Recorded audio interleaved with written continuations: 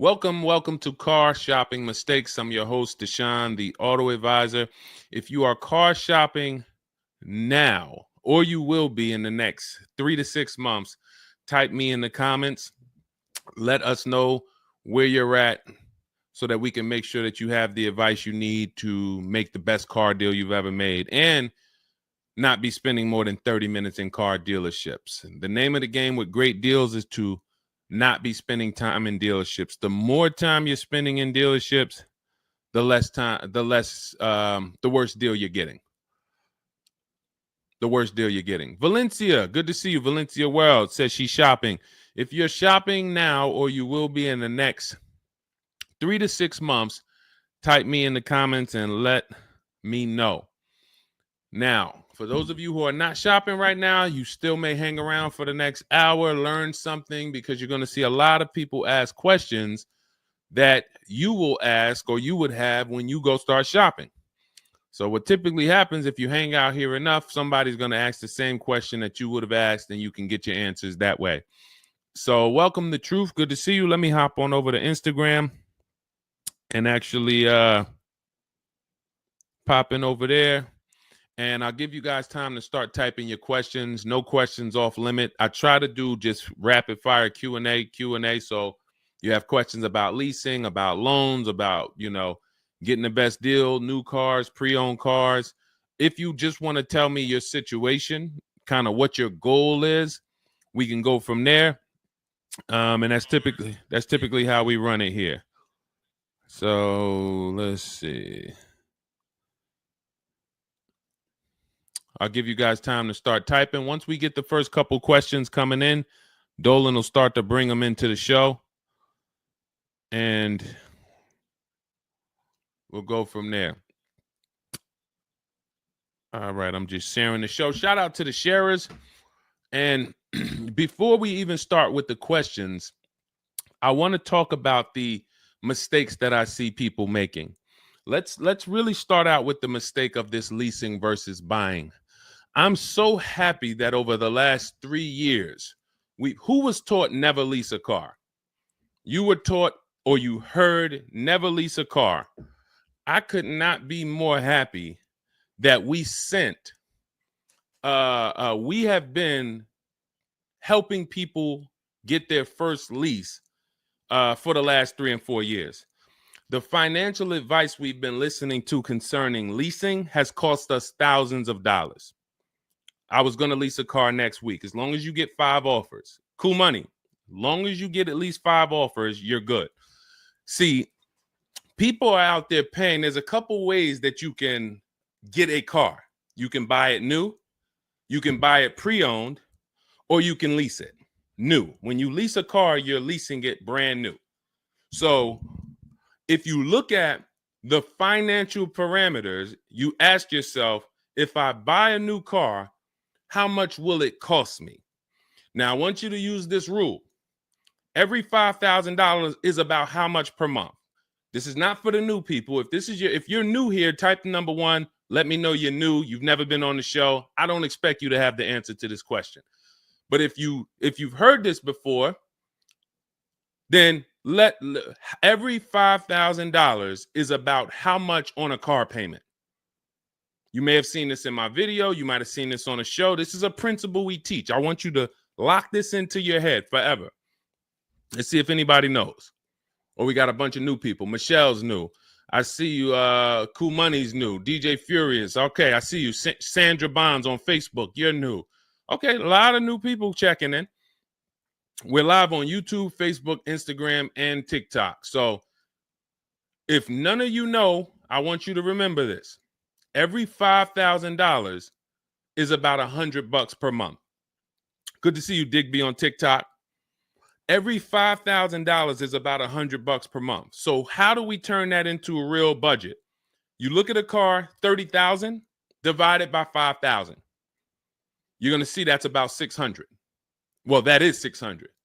So when you see that a $30,000 car to purchase is $600, if you borrowed that money, now you know about how much that car is going to cost, about how much $600 a month will get you if you purchase. Now, if you lease, $600 a month, depending on the lease deal, could get you a $50,000 car. So we're driving. So if your budget is $600 per month, then you have a couple ways that you can get a car. You can go find a $30,000 new car, no money down. You're at about $600 on a 5-year loan. You can go find a $30,000 used car. You're about $600 on a 5-year loan. Now, for $30,000 used car, maybe it was like $45 when it was new. You get it for $30. Or you can get a $50,000, depending on the lease deal, brand new car that you lease. So let's drive this home. You have people pulling up in cars. They're all paying $600 a month. One of them is driving a brand new $30,000 car. They didn't put any money down. Another one is driving a $30,000 used car. They didn't put any money down. $30,000 car. Another one is driving a $50,000 brand new car. They didn't put any money down. Who's getting the most value? In the short term, it's the person driving the $50,000 new car. It's nothing you can say about that. It's no like, well, it depends. Nope. $50,000 brand new car, $30,000 brand new car, $30,000 used car. The person driving the $50,000 car at $600 a month is getting the most value, hands down. Now, in the long run, where do the people who buy win? That's where we talk about the 8-year rule. That's why if you're buying your cars and you're keeping it 8 years, you should be purchasing, not leasing. 8 years is when you win. So that's where I wanted to start at. Let's start, like, tear down this bad information you've heard and you've believed about leasing. And I see people asking, we got a lot of questions coming in. I see you, Jaguar Music, on Instagram. I see you, Cool Money. I see you, we got quite, I see, hold on. From what I can see, we got like 4 or 5 questions waiting. So Dolan, you could bring in the first one. Type your questions in, anything you want to ask. If you want to ask about leasing, I saw someone asked about bad credit. What about if I have bad credit? What about mileage with leasing? Just start typing those questions. We'll bring them all into the show and we'll get to them one by one. Is that true for someone that went into bankruptcy? Okay, so if you came out of bankruptcy, your goal should be to rebuild your credit as quick as possible. Right now, your credit's blank. You come out of bankruptcy, your credit's blank. You have nothing there, and that's a good thing and a bad thing. It's easy for you to build. I've seen people come out of a bankruptcy and literally they have a 700 score in 1 year. They're going to go get credit cards.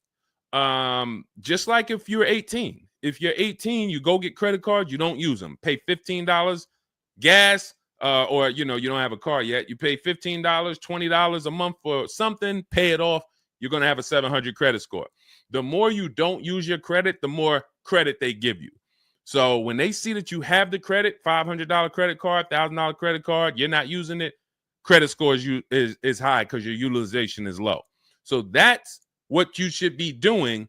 You cannot come out of a bankruptcy, just wipe your credit, and then go into the dealership and be like, okay, now I can get a car. You have no credit history. So the first goal should be, let me rebuild my credit as quick as possible. And you can do this quick. Follow Shonda Martin. Some of you know Shonda Martin. She's on pretty much every platform we're on right now. And she's road to 750 plus. Now you got to let me know. Can you wait and build your credit for 3 to 6 months? Can you start to get some type of credit history? Or are you in need of a car right now? In which case you have to get a car with bad credit or no credit. Because if you don't have anything on your history, that's technically no credit, which is bad credit. So, okay, you need something ASAP. Okay, so what you should be doing, and again, if you don't have good credit right now, you should be buying the smallest car you can with the lowest payment. I got into the car business 2006. I was 22. I've been in and around the car business since then. So what is that? Almost 20 years now? The mistakes come from 2 things. You don't know what to do. A lot of the stuff I'm going to say, oh, I didn't know I could sell a lease, Deshone. Oh, I didn't even know I could sell a car if I don't have the title. It's not paid off yet. I thought I had to pay it off to sell it. Deshone, I didn't know every dealer, every, Toyota dealer has a different price. I thought they were all the same price, like the Apple store. All of that is you didn't know. Oh, I didn't know about leasing. I thought it was this. I thought it was that. I had misconceptions. All of this stuff has cost you thousands of dollars. That's you not knowing. The other problem is you know and you don't do, because now I'm going to make sure you know. So once you know, it's your obligation, or it's up to you if you're going to do. So if I have bad credit, I'm looking to rebuild my credit. I need a car right now. First thing I'm doing is asking myself, in my book, Cars from Home, first step is how many years you're going to keep the car. Because we need to determine, are you going to lease or you're going to buy? Are you going to lease or you're going to buy? You don't determine that based on how many miles you drive or, oh, I'm not. It's the 8-year rule. Are you going to keep the next car 8 years? Who keeps their cars more than 8 years? Type K. Because you're buying what we call keepers. If you're a keeper, Deshone, every car I buy, I'm keeping this thing 8, 10 years, 12 years. When the transmission goes out, I go and get another transmission. I see we got keepers. Shout out to the keepers. Michelle, we got Chantal. Who are the keepers? Sandra Bonds on Facebook. I see you. Where are the keepers at? K Mathis on Instagram. Keepers. These, you should not be thinking about leasing. Who's the keepers? See, we like to make this clear. Lon, I see you. Kara, keeper. All right. You need to be very clear, because people be like, Deshone, you talk about leasing a lot. Should everybody be leasing? No. Everyone who's not keeping their cars 8 years should be leasing. And if you don't have the credit to lease, your goal should be get the credit to lease. But so the first question I'm asking you, if I have bad credit, is how many years am I going to keep this car? Now, to those of you who, because if you don't have bad credit, or if you don't have marginal credit, somebody is going to have it. There's a lot of people getting hit in this economy, and they're going to have credit challenges and need a car. Why is this important? Because let's just say I don't have good credit, but I'm a keeper. That means I'm not thinking about leasing. I'm looking to get a car that I can keep for 8 to 10 years or more, and I don't really have good credit right now. No problem, because the goal is find the best car for the best price, and then I'm going to get a loan, and I'm going to pay more for that loan because my credit is bad. I still need to get a great price on the car. We got to talk about that. Separating the price of the car from the loan. Some of you are savvy and you understand this, and some of you just mix these things together. But when it comes to getting a high interest rate because I have bad credit, as long as I get a good car, once my credit is better, what can I do with that loan? So let's say I got a great price on a car. I got a car, it's going to last 10 years. It's perfect, but I'm paying 21% interest. So I'm going to fix my credit, work on my credit. And then once my credit is good, I still want to keep this car. What can I do with this loan? Refinance. That's a simple fix. But if you don't realize that you're a keeper, then you're going in and you're getting a bad car. 6 months, a year down the road, 2 years, the car's having problems because you didn't take it seriously that you needed a long-term car. So not only did you mess up the plan because the car is going to start having problems, now I got to see, do I want to fix the car, or do I want to, I got to make the payment, now my payment's due, but then the car's having problems. All of this can be prevented. And you need to know up front what your goal is. But if your goal is to lease, Deshone, I'm not keeping cars 8 years and I don't have good credit, you should be buying the smallest inexpensive car you can that you can get a loan on. $10,000 car, go drive it for 2 years, make your payments, and then switch into a lease. If you're driving a car, if you're buying a car to keep, then you can go and get a nice car, get the most car you can afford comfortably. You're going to have a high interest rate, and then you refinance that car when you actually get your credit up. So this is all in my book. My digital book, Cars from Home, breaks all of this down step by step. Whether you have good credit, bad credit, how to know when to lease, how to know when to buy, new car, used car, you drive a lot of miles. I have plans in there for everybody. It's a digital book. It's 5-star rated. Thank you to everybody who went to Goodreads and reviewed the book. You can get a copy of the book. It's normally $97. You can get it as part of my launch offer for 75% off. That's $24. It's for 2 hours. So as long as you get there, go to my TikTok bio, my Instagram bio, the YouTube comments or the Facebook comments, click that link, and you'll see $24 for 2 hours. Once that, as long as you get it before that, you got it for $24 instead of $97. And you can have everything step by step. So you're not worried about, I'm trying to remember all of this. You can watch the replay on YouTube too. But all of this is everything I'm teaching is part of a plan. It's not me winging it. This all comes out of my book. All right, go ahead, Dolan. Bring the next one up. Keep typing your questions. I know we got a lot of questions coming in from all 4 platforms, so Dolan will bring them into the show. Just keep on typing. What is considered marginal credit? Now, this is going to depend on what you're trying to achieve. I like to see all right, who's a homeowner? If you're a homeowner, type me. Now, if you have marginal credit before you bought your home, your realtor or your mortgage person probably told you, go work on your credit and then get your credit to this to get a mortgage. A lot of people do that. They go and they work on their credit, and once their credit is a 640 or 620 or 660 or whatever it is to qualify for the mortgage, they go and get their mortgage. That's how it should be with a car. You want to get yourself, if you have the time, you want to get yourself to about that 660 mark. That 660 mark puts you, and I'm talking, do not use Credit Karma. Do not use Credit Karma. The amount of people who used to come into the dealership we run their credit, it's low 6s, 609, 590, and then they call me back, a couple months down the road. Oh, Deshone, yeah, my credit's better. And then we come in and they're like, yeah, I think it's up to about a 660, 680 now. And then we pull it and it's a 620, 630. And that's Credit Karma. Do not put yourself in a position where you're listening to Credit Karma. Pay. You can go to Google and you can type in, get my FICO scores. You want your FICO scores direct from the credit bureau. If you don't subscribe to a thing that gives you it before you go and make a purchase, you want to know what your FICO score is, not what a Credit Karma score is.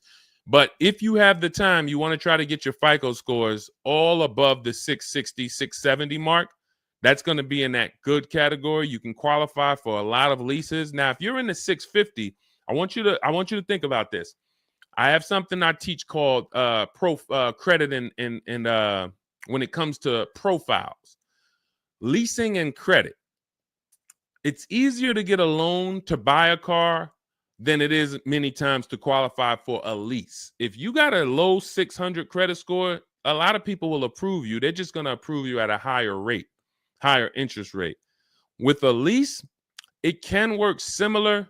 But sometimes when you're in that low 620, 630, it's very tough to get approved. They're not going to take that much risk, but you may have a strong profile. So when you go into this, it's not black and white, guys. It's not like you can say, if my credit score is this, I'm done. What if your credit score is this, but you have a car payment already you've paid on time? When I worked for Mercedes, I worked for Mercedes for 5 years. We'd have people whose whole life was falling apart, but they never missed a payment on their Mercedes, and they get approved all the time. Everything else is falling apart, behind on the home. But if Mercedes sees you pay them, you got approved. So what I say is a current car. That's why those of you, if you're building to get a lease, if you're building to get a better car, pay that car on time that you have now. Because the best thing you can do is have a history of on-time payments on your car. That means a lot to a bank versus missing the car or putting the payments on the back because you thought that somebody told you could do that and it wouldn't affect your credit. A lot of people learn the hard way. Oh, I thought when I put the payment on the back, it didn't show as late. It does. So we again, I'm here to tell you everything from the inside. I've been helping people for years. We have people all around the country. You know, we'll bring a lot of them into the show. Marguerite, Brian, you know, a lot of the people who write in, Sheree. But we have this.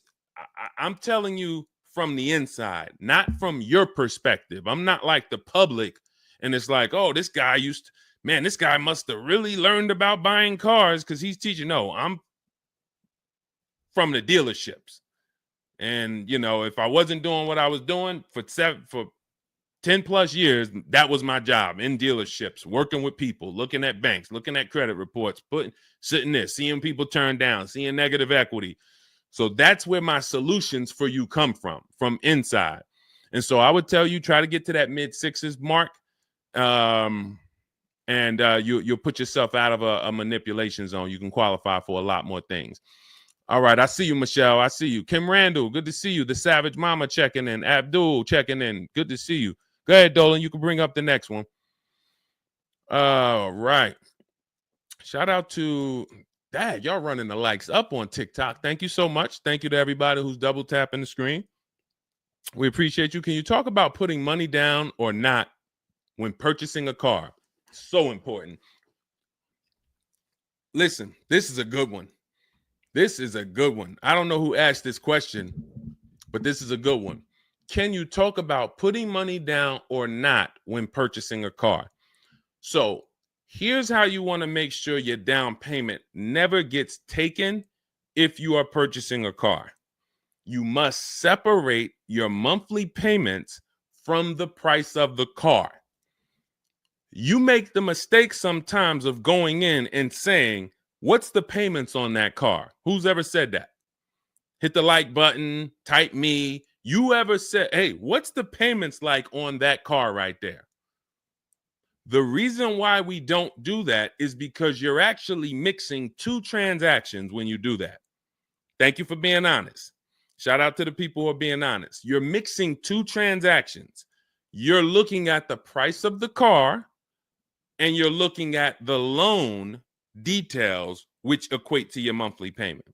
See, if you pay cash for cars, then you understand you don't care about the payments. You go in, you're trying to find out the out the door price.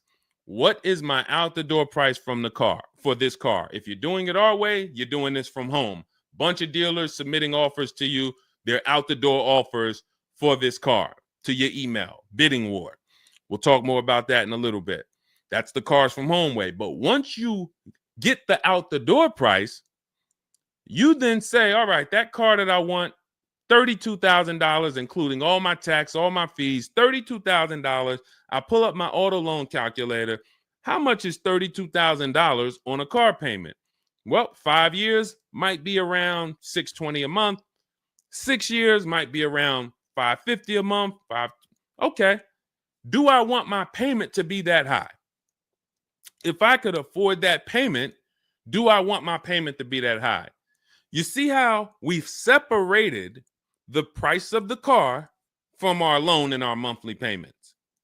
This has nothing to do, and this is what we call the 3 pillars of great car deals. 3 pillars. You cannot get a great car deal if you're mixing these 3 pillars. First one, who I buy my car from. Second, who I get my loan from. Third, who I give my old car to and sell it to. That's why we don't say trade here. That's a curse word. Forgive me if I even saying it. And if, we get some questions about trade-ins, we'll explain why we don't trade cars. So we have to separate these and bid out each one. You have so many online tools at your disposal that you just don't know how to use yet when it comes to your cars. You know how to use Amazon to go buy a TV. You know how to get a subscription to YouTube. You got a ton of online tools you know how to use. Shazam, what's that song? Shazam it. But the online tools about car buying, you just don't know how to use them. That's where I come in. Our entire system is showing you websites that do this, tools that do that. And so we can make sure that we're getting the best deal. So the only way you're going to make sure you never lose your down payment is you have to separate the monthly payments from the price of the car. If you go in and say, hey, how much is that payment? The car salesman says, well, all right, how much can you put down? All right, well, I don't really want to put any money down. Well, all right, if I had to, I guess I could put down like 3, 4 max though, but I'm trying to be at like $600 a month. You're working your loan out with them. That's a loan. And let me tell you let me show you why you can know you shouldn't be mixing these transactions. There's big money in all of them. There's a ton of people who want to sell you a car. There's a ton of people who want to give you a loan. They don't sell cars. Let me say that one again. There's a ton of people who want to give you a loan. They don't sell cars. They want to compete for your loan. That should tell you there's a lot of money in the loan business. Then there's a ton of people who want to buy your car from you. Your car you have now. You're the one you're like, well, I just normally go trade the car in. Well, how many offers are you getting when you trade the car in? Well, I usually just get the one from whatever the dealer says he's going to pay for me. Okay.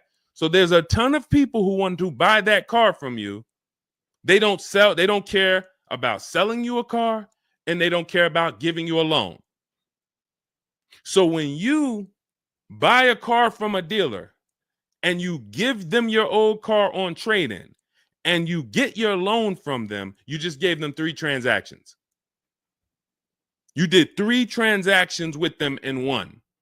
Do you see why it's impossible for you to get a great deal doing that?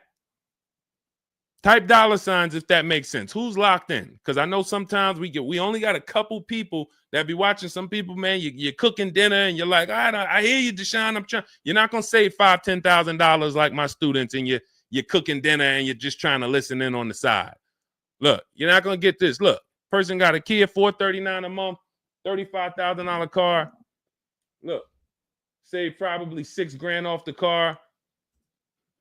Melissa, $12,000 that she got from Carvana. Let me just read something from people who are locked in, so you can, maybe this will inspire you to get locked in. All right, this is Melissa. 4 days of leasing like a boss. That's our system we follow for getting our leases. Started with a Kia Telluride as first choice. Quotes for 36 months, 15,000 miles a year. Ranged from 642 to 653. Went to a Honda Pilot. Ended up getting quotes as choice B from 616 to 713 after contacting every dealer in North Carolina. She did this from home, right from home. She got after contacting every dealer, the dealer I ended up leasing from originally quoted me 719, came back at 616 in 3 days with 0 due at signing. This is on a, where's her car at? I can't see. Hold on, 616.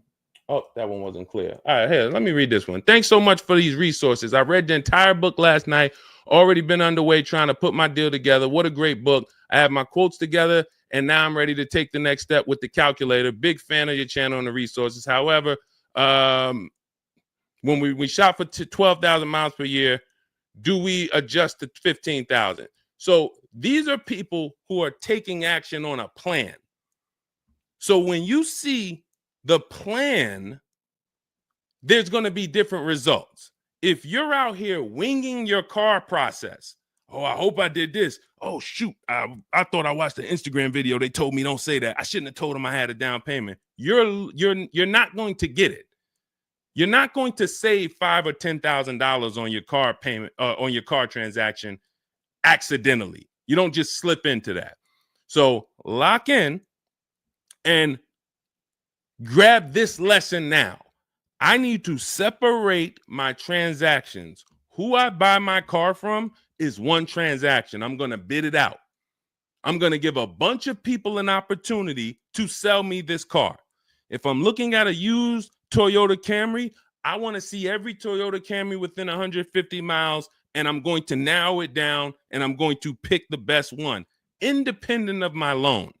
My loan is a whole nother story, because when I shop for my loan, I'm going to do the bank bidding war, where I can have multiple people.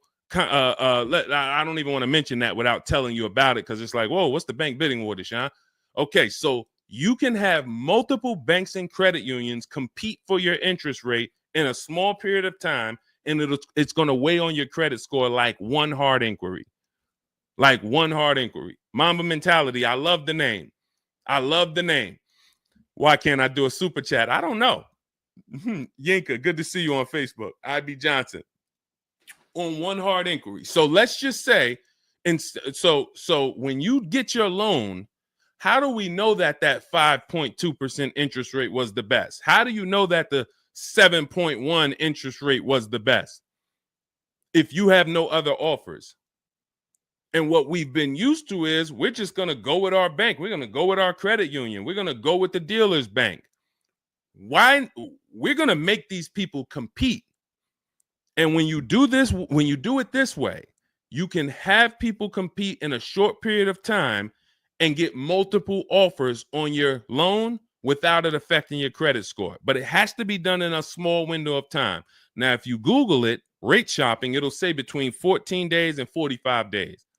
You do it our way, it's going to take you 48 hours. And you don't do this until after you find your car. After you find your car is when you do a hard inquiry. You let these banks and credit unions compete for your loan. And again, you notice I've already found my car. I already got the best price on that car right there at ABC Motors. I got that thing on hold. Don't pick up the car the same day. As much as they're going to ask you, hey, you want to take it home today? You want to take it home today? No. If I take it home today, when do I have time to go shop my interest rates?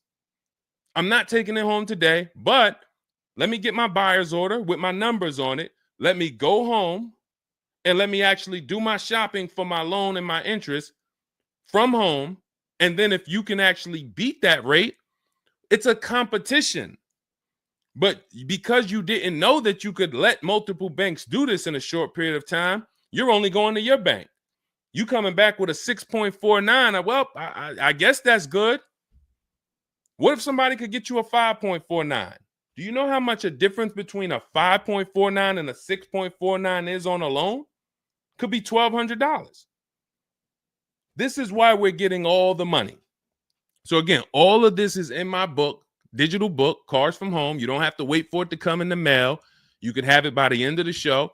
It's in my TikTok bio, Instagram bio, Facebook comments, and YouTube comments. Normally $97, but you can get it as part of our welcome offer for $24. As long as you get there before the 2 hours is up, you get it for 75% off. It'll have everything in there. That is the bank bidding war. If you're not, again, before we go to the next question, if you're leaving the dealership wondering, if I was to walk up to, yo, Deshone, what's going on, man? Hey, I just got this car, man. What do you think? Okay. Did you get a good deal on it? Yeah, man, I definitely got a good deal. How do you know? If you're not saying to me, yo, man, you know how many offers I saw? Man, I got about 6 offers on this car from different dealers. This was the best one. Okay, you did good. What about your loan? No, man, listen, my bank competed, credit union competed. The dealership told me none of their banks could beat what my bank gave me. Congratulations, man. You got a great deal. But if you don't have that same confidence, you did not get a great deal. And now you're driving in a $30,000 car, $50,000 car, and you don't have the confidence that you actually didn't leave thousands of dollars in these dealerships. This is crazy. And when you get mad and stop accepting it, you'll listen to what we're telling you to do. If you think you deserve that abuse, then you're going to keep doing the same thing. That's why you got to unlearn. Okay? So separate your transactions. Who I buy my car from, I'm getting multiple offers for. Who I get my loan from, I'm getting multiple offers. Who I sell my old car to, I'm getting multiple offers. And with the internet, I can do all of this right from my house. Right here. All right. That's the Cars from Home way. Let's go, Dolan. All right. Keep typing your questions. I see you, Mamba Mentality. I see Mamba Mentality got a lot of questions. Samante Love, good to see you. Jay Bass, good to see you. Yep, Jay Bass. Separate transactions. Exactly. D So Chill on TikTok, good to see you. Lisa on TikTok, good to see you. Hector Ruiz, thank you, Hector Ruiz. Shout out to the sharers. Shout out to the sharers. I always got to take time to shout out the sharers. We can't do this without you. All right, how can I schedule a consultation with you? Also, does it make sense to lease a pre-owned vehicle? So let me answer the bigger part of the question first. Most leases are going to be brand new. There's only been a few manufacturers that have tried to do a pre-owned lease program. Lexus tried it. BMW's tried it. And there's certain brands that can technically lease a used car. The reason why I don't like it is because it's not enough of a wide stream. It's not enough of a mainstream program to create competition. And if you can't create competition, then you don't know if you're getting a good deal. If you walk in to lease a brand new car and you're walking in and again, we don't do this. We never sit down in a dealership. We're there to test drive only. We're never talking numbers. But if you are doing it the old way, you're going to go in and then you're going to get a bad lease deal presented to you. And they'll say, well, I could lease you this 3-year-old one and it'll save you like $150 a month. How do I know that's a good deal? It might be affordable. And sometimes you confuse affordable with a good deal. It's not a good deal because you could afford it. I want to let that sink in. We confuse, you know how many people I watch get a horrible deal, but they go home and they're like, yo, man, they got me to my payment. Bad credit usually. A lot of people with bad credit will brag about yo, man, you got to go see Joe, man. Why do we need to go see Joe? Man, he got me in a car. Nobody else could. All right, let's look at the numbers. Dag, you're paying 24% interest. You know this is an 8-year loan? You know this is an 8-year loan. Oh, nah, I just, listen, man, Joe, you sending all your friends to Joe. Oh, look, and this car has 70,000 miles on it. You paid 28,000 for it? See, because they got you to a payment you could afford. So you thought, good deal. Now, I go into a Bentley dealership right now. Bentley's $300,000. And they say to me, we'll give you this Bentley for $150,000. So they give me somebody offers to give me a $300,000 Bentley for $150,000. 50% off. We're going out of business. Take it. Can I afford it? No. Is it a good deal, though? Is it a good deal?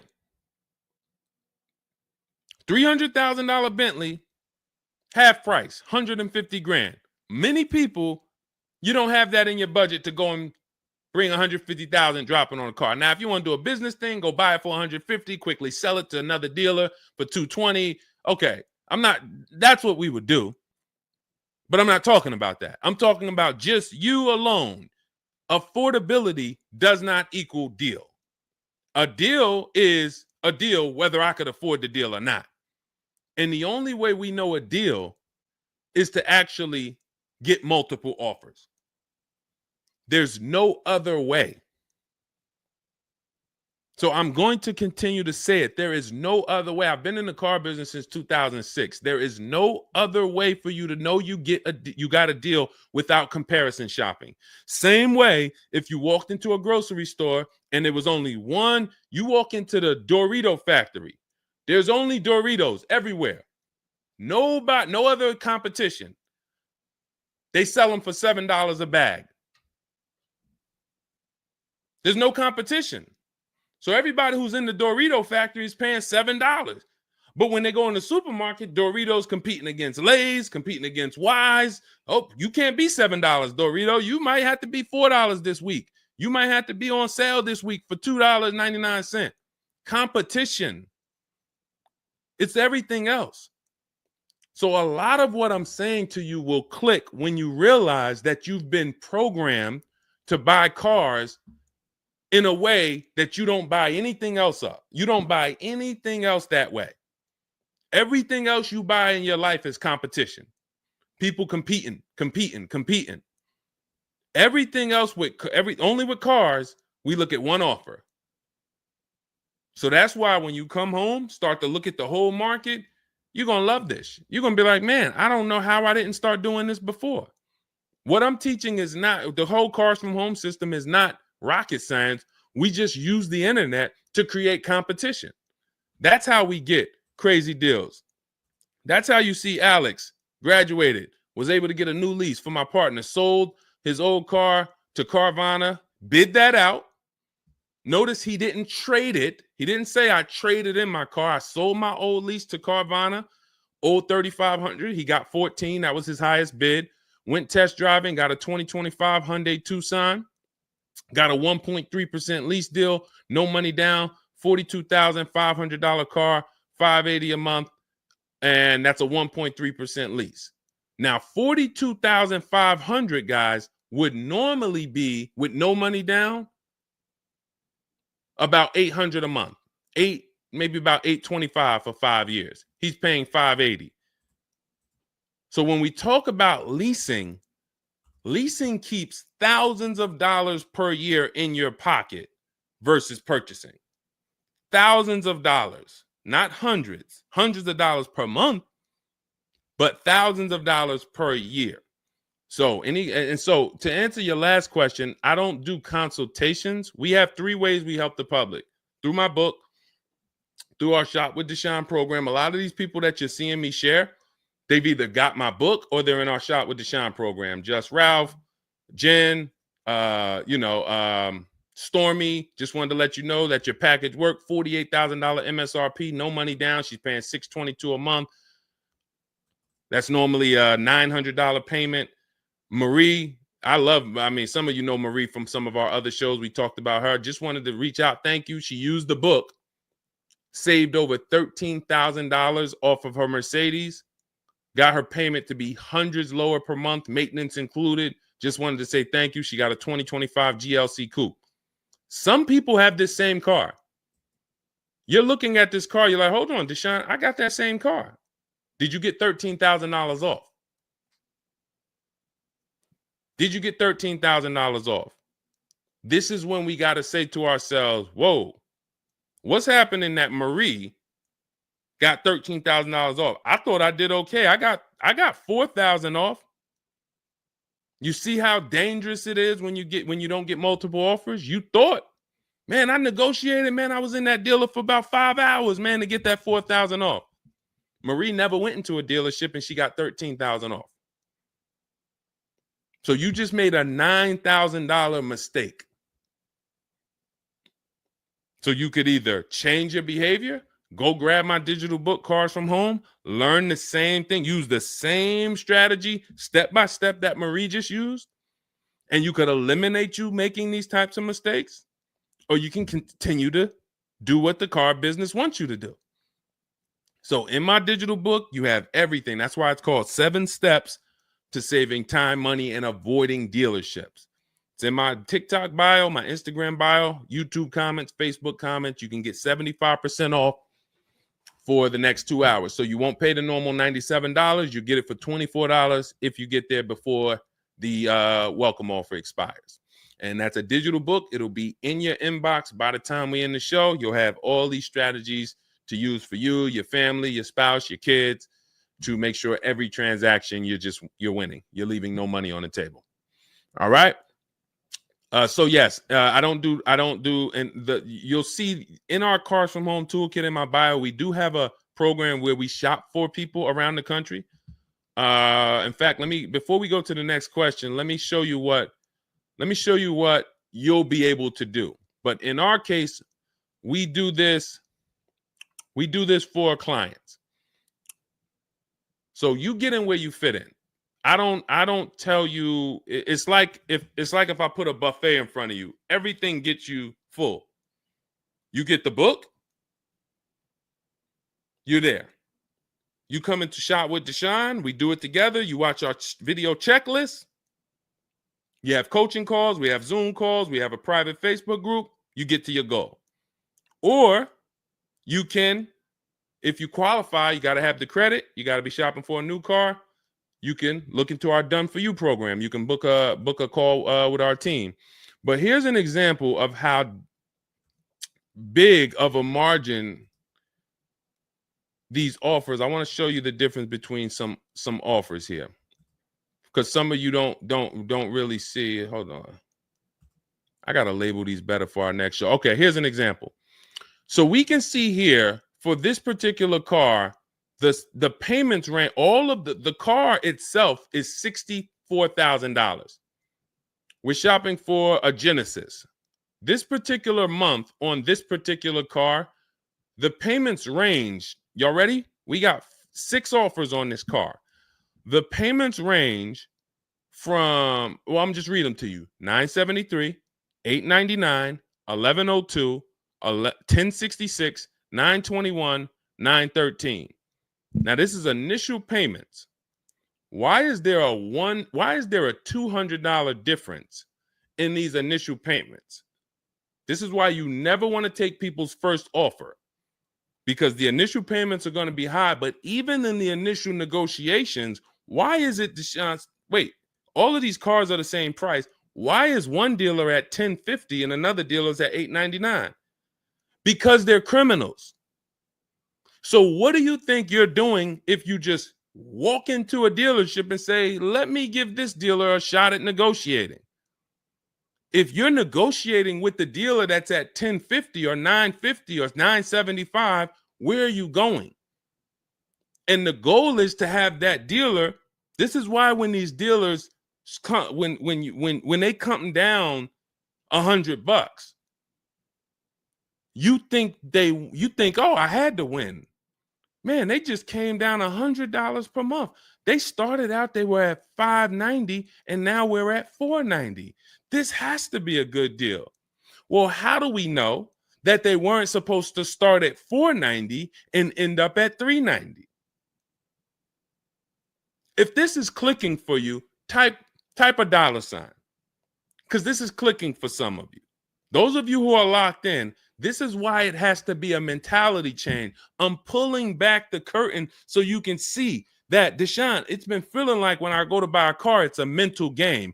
I drive off and I'm kind of happy, but then I don't really have the peace. I don't really feel like I did good. I'm kind of hoping I did okay, right? That's you, right? So I'm telling you that your gut has not been lying to you. I see you, P. Honda Fundamental Salon. Good to see you. Got my book. Use it. Use it and win. So your gut is not lying to you. I'm just the one from the inside coming to tell you that you closing your eyes and hoping things go well is not working. It's not going well for you. If you looked at other people, they're doing better. If you looked at people with strategy, they're getting cars for $200 a month less than you. They're getting $5,000 off less than you. They're leaving knowing that they got the best deal because they saw so many offers. You're hoping, and that hope is not leading to that. Hope is a bad strategy. So what you want to do is you want to change your mindset and realize that the dealer's whole goal is to keep you from shopping.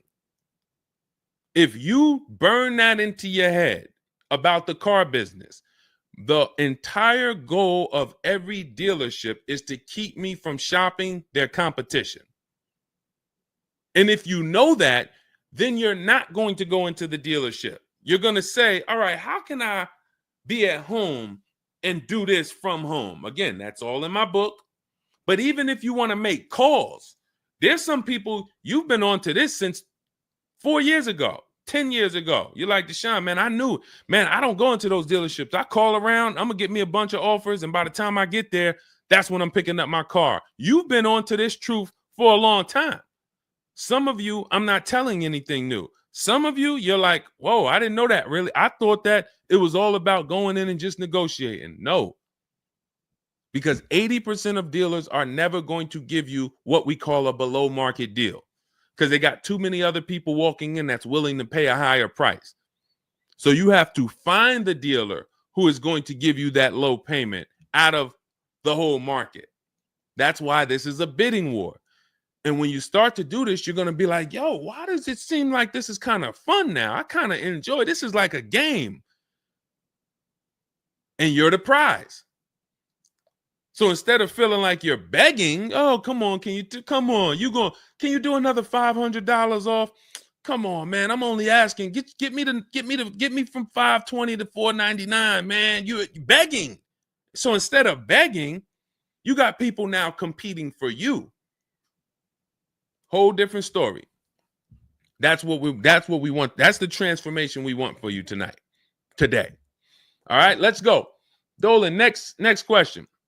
All right, Fundamental Salon, I see you. I see you, Jay Bass. I see you, Randall Pine Straw. You got the number 3 gifted badge. Thank you. Y'all lighting up the lights on TikTok. Thank you so much. Monica 9300, BKS Aggie, Timothy Garces, Drew Saberton reposted the broadcast. Thank you so much.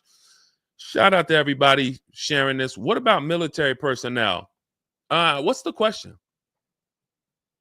Just rewrite that question because I don't know. What's the question? I know what about military personnel. I don't know. Are you asking about military rebates? I don't know. So just kind of give me a full question, and then I'll be able to give you a better answer. Hello, I'm planning on purchasing a 2025 Escalade. Any negotiation between the MSRP and the invoice? Of course. Now, if you walk into a dealer and you say something like that, what is the dealer going to say?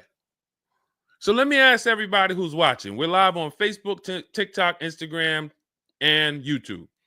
If this person casually walked into the dealer and said, hey, is there any negotiation between the MSRP and the invoice? What do we think a smart dealer is going to say? Not an honest dealer, a smart one. Thank you, Sassy. No. No. And you know what's crazy? They're going to say it in a way that makes you believe it.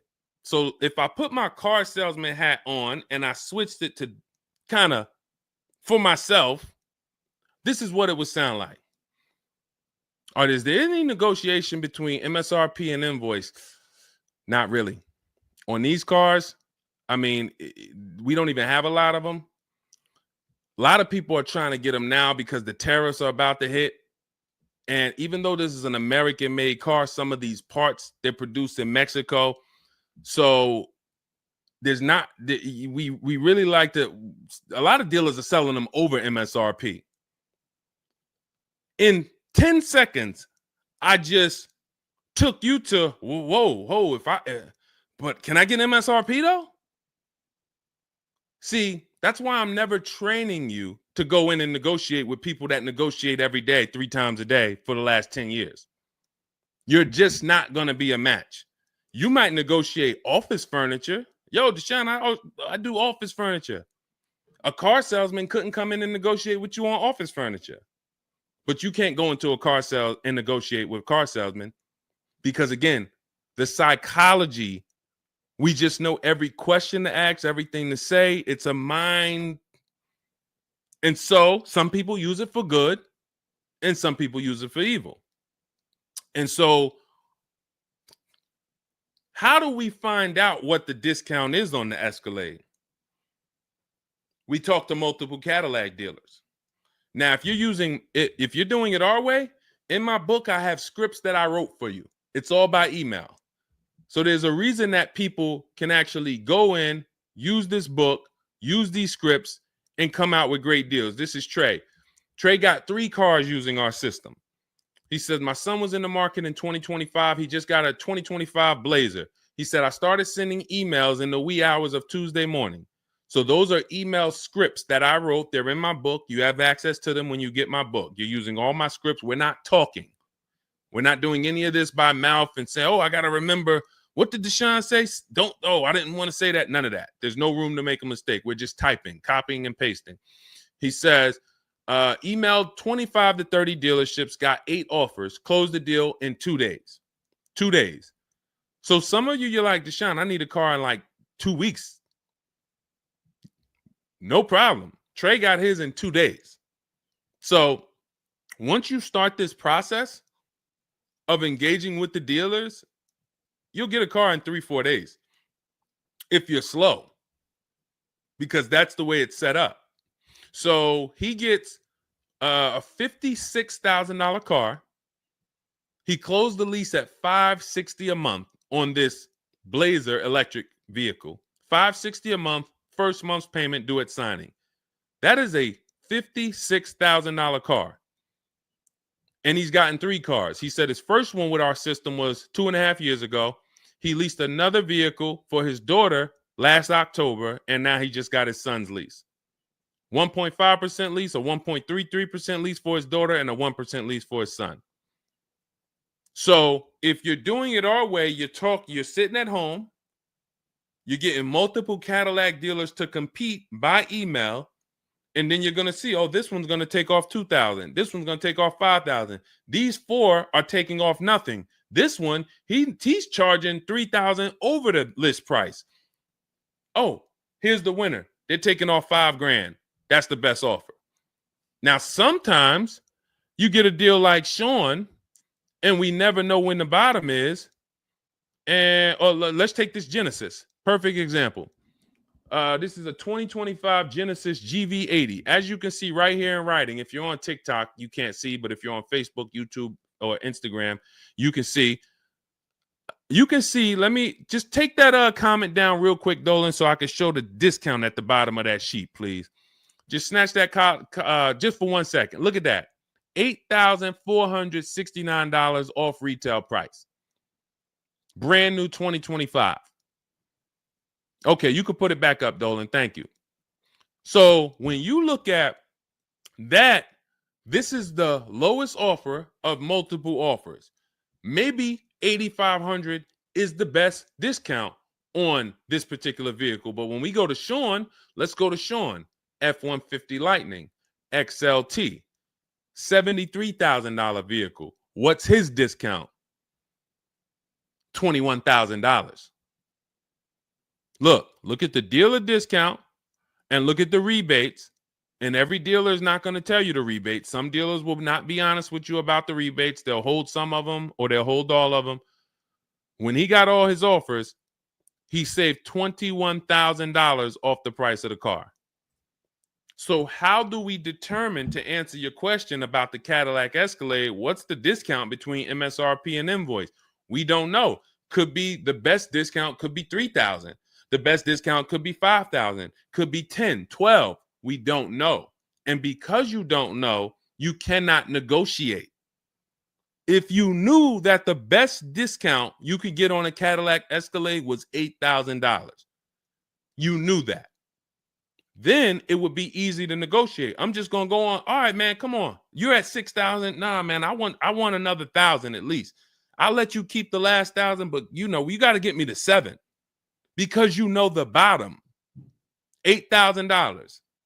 No car that we go in to get do we ever know what the bottom is. So what you're doing is you're feeling for the bottom. But if Sean thought $10,000 off was the bottom for his F-150 Lightning, then he wouldn't have got $21,000 off. That's the danger. So when I say to you, you're leaving $3,000, $5,000, $7,000 on the table, you can't say to me, Deshone, no, I'm not. Because I get so many offers, man. I know I'm not leaving money on the table. You don't know you're leaving money on the table. I got $8,000 off my Infinity truck I got when I leased it. How do I know that was the best offer? Because I had 7 other offers. I had 7 other offers of Infinity dealers that I went back and forth with by email. This one giving me $3,000 off. This one $4,000. This one $6,000. This one $6,000. This one, we'll do $8,000 off. You got it. You won. Took me 60 minutes. This is where I want you to get new cars, used cars. You're making your deals from home. You're the prize. You're going into the dealership to pick up your car, man. They like, man, you sell cars? How'd you was like quick, man, that you kind of knew what this was quick. Car salesmen going to love you because you didn't waste their time. You didn't tie up 8 hours of their time. They're making deals with you in 20 minutes, 30 minutes.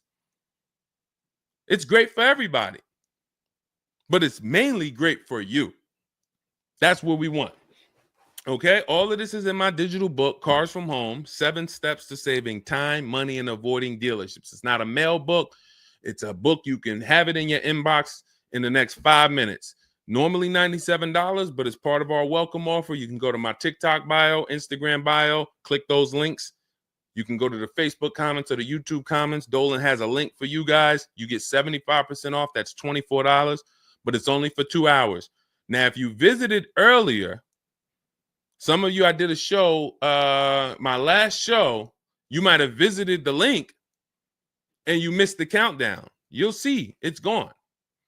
So you want to make sure when you actually go there, even if you come back in a couple minutes, don't let that timer hit 0. Book's still worth $97. You saw Marie, she saved $13,000. So I think if Marie, if she was on the show, she would say, look, even if you missed the $24, get that book. Save me $13,000 off my price. All right. Corey Duncan, I'm just catching your comment on TikTok. Look, it works, y'all. I promise. Leased a car back in April after using his book. Got the best deal. You see what I'm saying? Like, and this is all over. It's too many people for me to pay.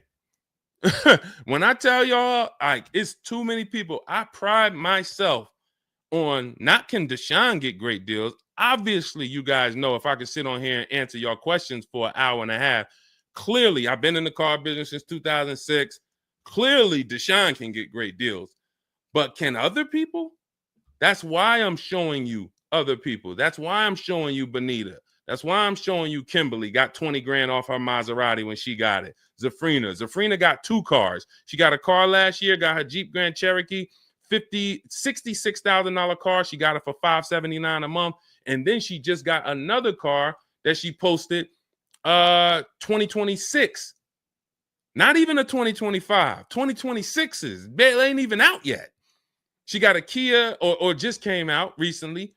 Kia EV6, $76,000 vehicle. She got it for $742 a month. She leased it. Now let me just do some math for you real quick on how crazy a deal that is that Zafrina got on her second car. The first one's crazy too. They're both crazy.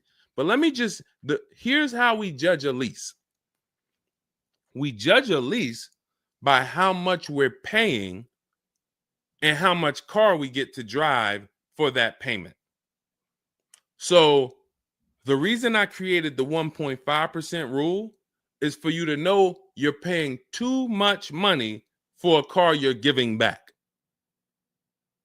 The 1.5% rule tells us if we divide the monthly payment into the MSRP with no money down, it creates a percentage. And if that percentage is over 1.5 for 12,000 miles per year, we're paying too much. It's no value there. It's a bad value lease. Let's look at Zafrina's deal that she just got. She's paying $742 a month, and she got a $76,000 car. So let's say, go into our calculator, $742 a month, 36 months.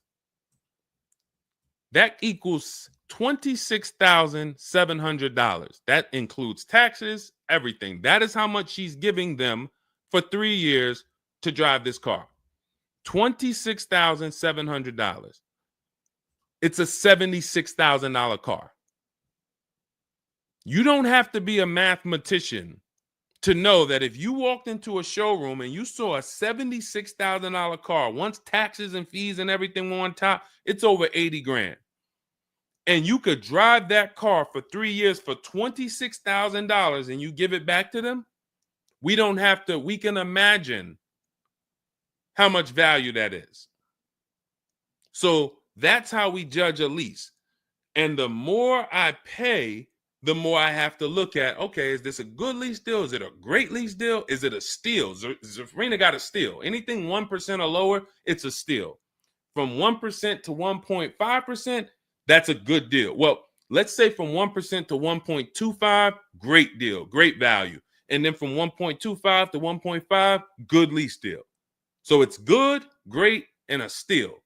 Any of those is good. It depends on the vehicle and it depends on how well you get offers because different vehicles have different lease programs. But once we get, you don't walk into a dealership and say, hey, get me to 1.25 or get me to 1. You don't do that. You got to see what the best offer gets you. But this is where you want to be at. Empowered shopping. Okay. Thanks, Randall. I'm working on my lease deal now from the book. Way to go. Way to go. All right, Dolan, go ahead. Pull up the next one. I'm going to take a sip of water. I see we still got a lot of questions to get to. Let's go.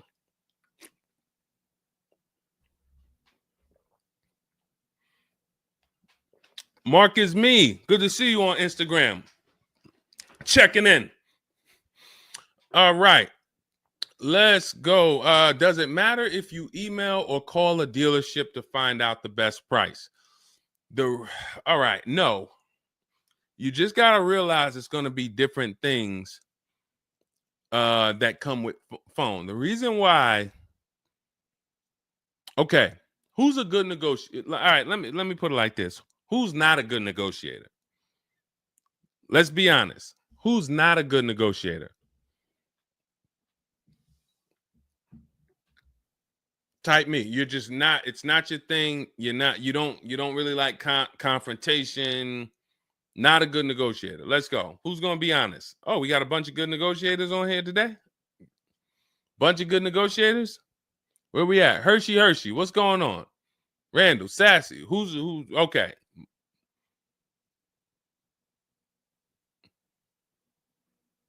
Okay. Couple people that want to be honest. Everyone else is a great negotiator. You need that to get on the phone. In order to get on the phone, you need to be a good negotiator. You need to be quick with your words.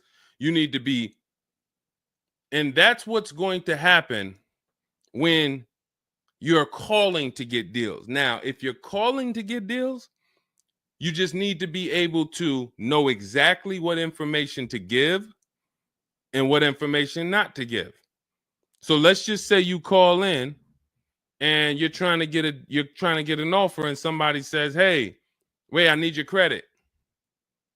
Okay, are you going to say, "Well, no, actually, the people I've been working with, they haven't been asking for credit, just assume tier 1." Or are you going to, fumble through that? And if you so this is what you're going to get. That's why I say if you're calling, you could try asking for sales managers. But the reason why email far exceeds getting the offers by phone. Now, look, getting the offers by phone is way better than walking in. But if you get the offers by phone, you still have to you have to try to lock down who the good dealer is because you're not going to really have anything in writing. And that could be a problem. That could be a problem because whenever you're going in and you're thinking this, that's why everything we do is from home. Your credit app is done from home. If I'm talking to somebody on the phone and I feel like I done talked to maybe 8 dealers, I got 5 offers, and one guy, Matt over at that dealership it feel like he's being honest. He's giving me the offer. He told me this is what your payment's gonna be. It includes taxes, it includes everything, or this is what I'll sell you the car for out the door. Okay, I'm doing the credit app online because I want all of that firmed up before I get there. I have a video we're going to put out soon about a dealer who we just experienced this shopping for a client where the dealer put something in writing. And then when we did the credit app or the client did the credit app, changed the offer. So when they changed the offer, that means they didn't want to do that offer to begin with. Oh, no, they didn't change the offer. They said the car was sold.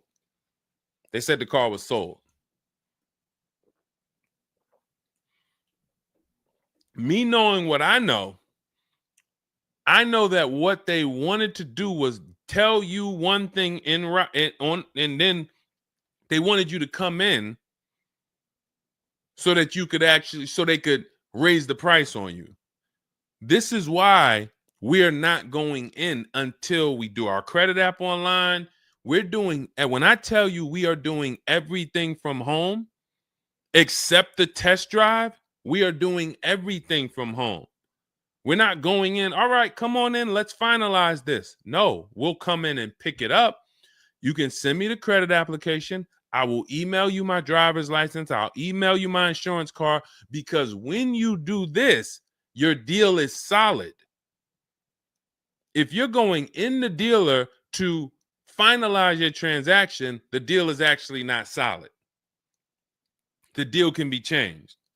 And what you'll see sometimes, like in this video we're going to post, is once they find out they can't get you to come in to actually change the price, that's when they're going to start changing the tune. That's when things are going to change. And okay, I see what you were trying to do. You were trying to get me in there so that you could change the price on me. So that's why email is really the gospel when it comes to us. And another thing, you don't have to talk to anybody. You don't have to remember what you're going to say. What's up, Robert Ishel? You don't have to remember what you're going to say. You don't have to worry about saying the wrong thing. When you're doing this by email, especially when you're using our stuff, if you have my book, my digital book, everything's in there. The scripts are in there. When they say, when can you come in? We have a script. When they say, hey, we only give quotes on for people who are in here, we have a script. When they say, hey, I don't have this car, but I might be able to get it for you. Are you open to that? We have a script for that.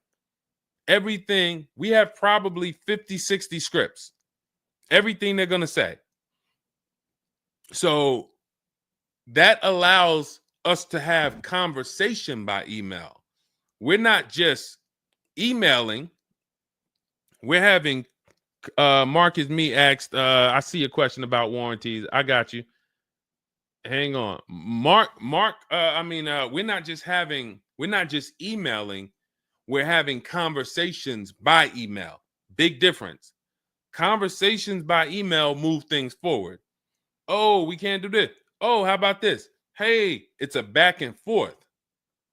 That's why our scripts are so powerful, and they move things forward, and they keep it on your agenda.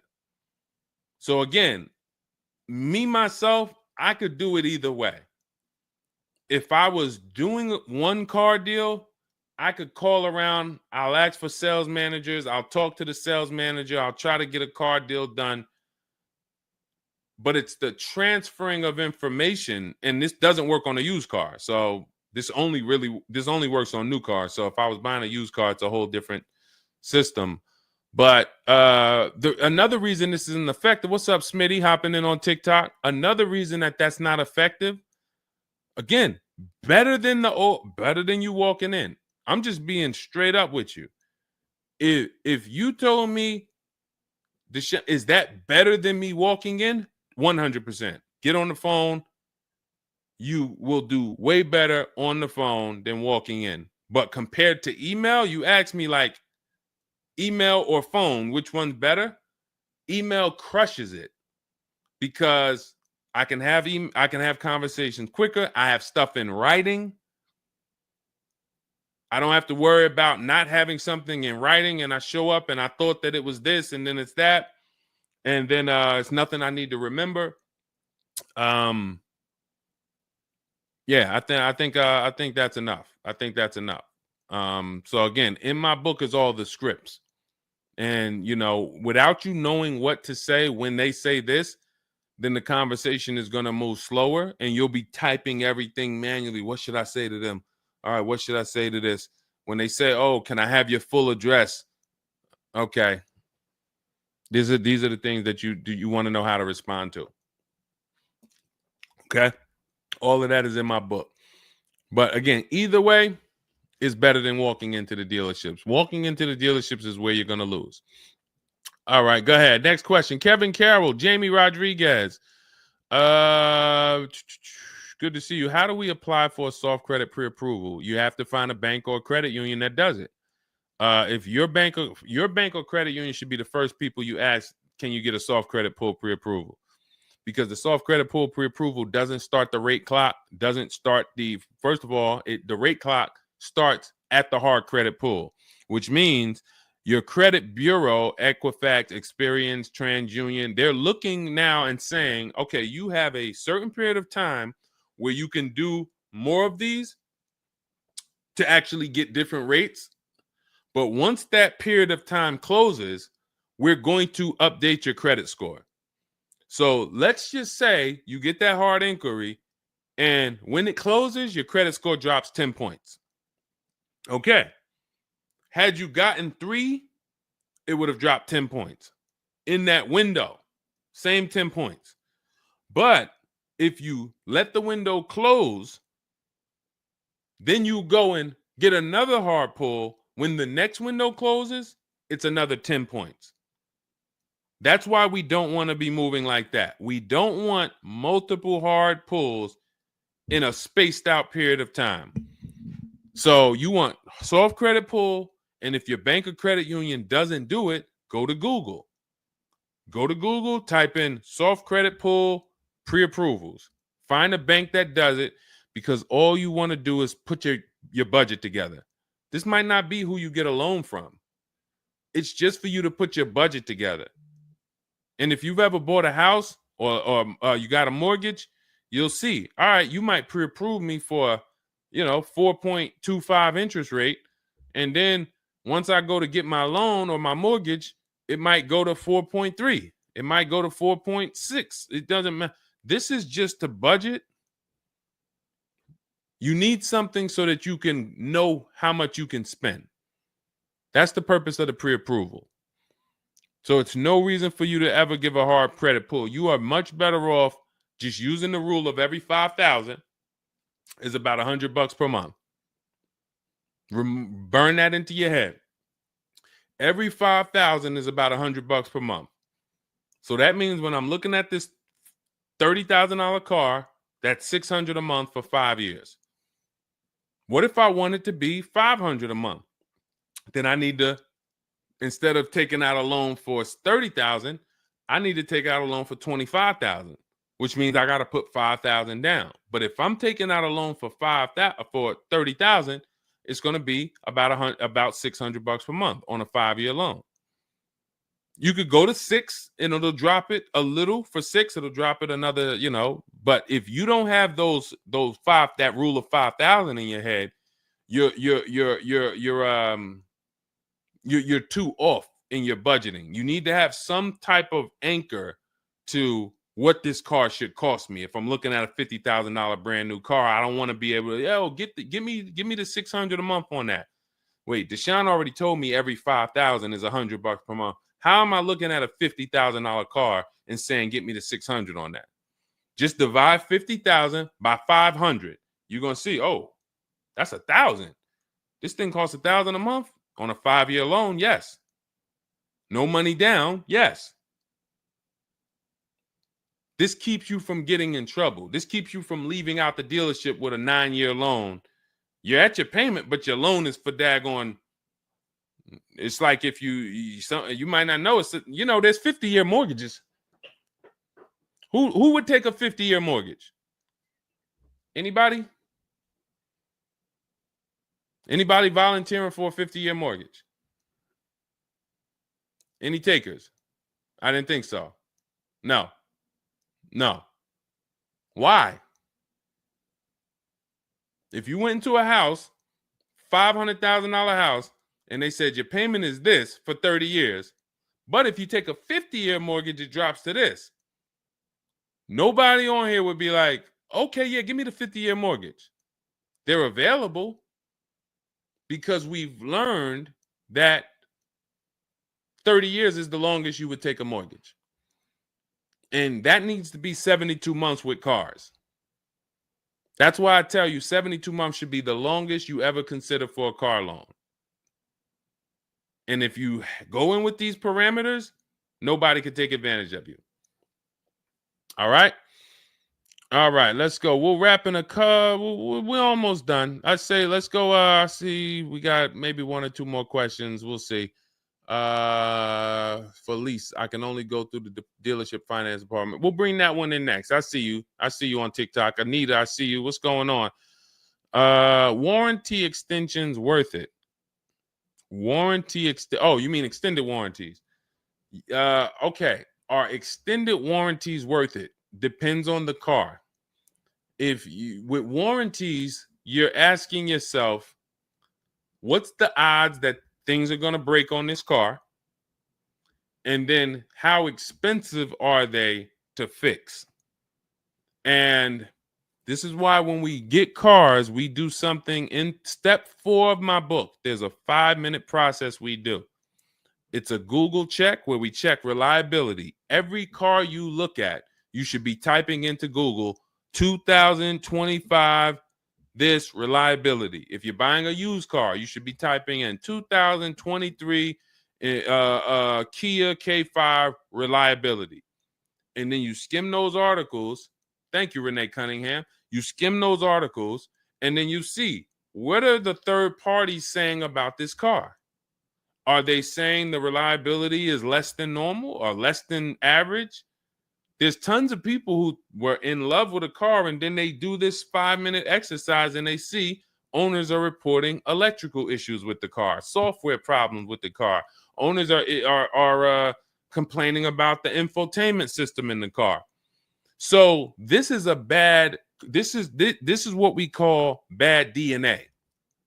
This is not something that when we buy used cars, you'll see in my book and you'll hear me talk about on the show. We screen down used cars with title history, service records, accident history.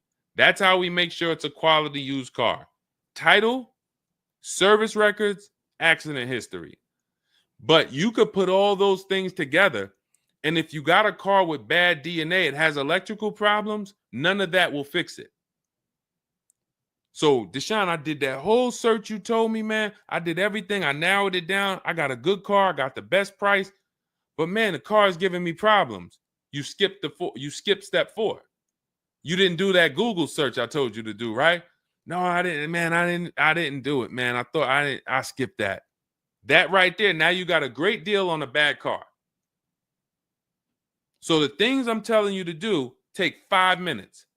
Nothing that I have talked about on this stream takes 2 hours or 1 hour or 45 minutes. Shoot, I have my car in 60 minutes. I do the whole process in 60 minutes. So not one thing I have told you takes more than 15 to 20 minutes at a time. So this is a 5-minute exercise concerning this question somebody asks, are extended warranties worth it? So extended warranties cannot fix a car with bad DNA. You want to skip that. So once you find out, okay, I got a car. For example, there's certain Nissans, when you pull them up, you do you're going to type in the year, the make, the model, longevity. Going back to the keepers. Everybody who answered earlier, they're a keeper. You buy your cars, you keep them more than 8 years, type K for keeper. You don't lease. I don't want you thinking about leasing. But if you're keeping, you need to think about warranties. Just like people who lease don't need to think about warranties for the most part, unless they're a high mileage driver, they're getting a high mileage lease, they're not thinking about warranties. So if you're a keeper, you're thinking about warranty, which means you need to look at longevity. There are certain cars you're going to type in, do this exercise, type in the year, make, model, and the word longevity to Google, and you're going to see this car, owners report transmission problems between 90 and 110,000 miles. There's nothing you can do to change that car's DNA. Nothing. So, yes, you can get one with good service records, good accident history, good title history. Nothing you can do to change the fact that that car has transmission problems from 90 to 110,000 miles.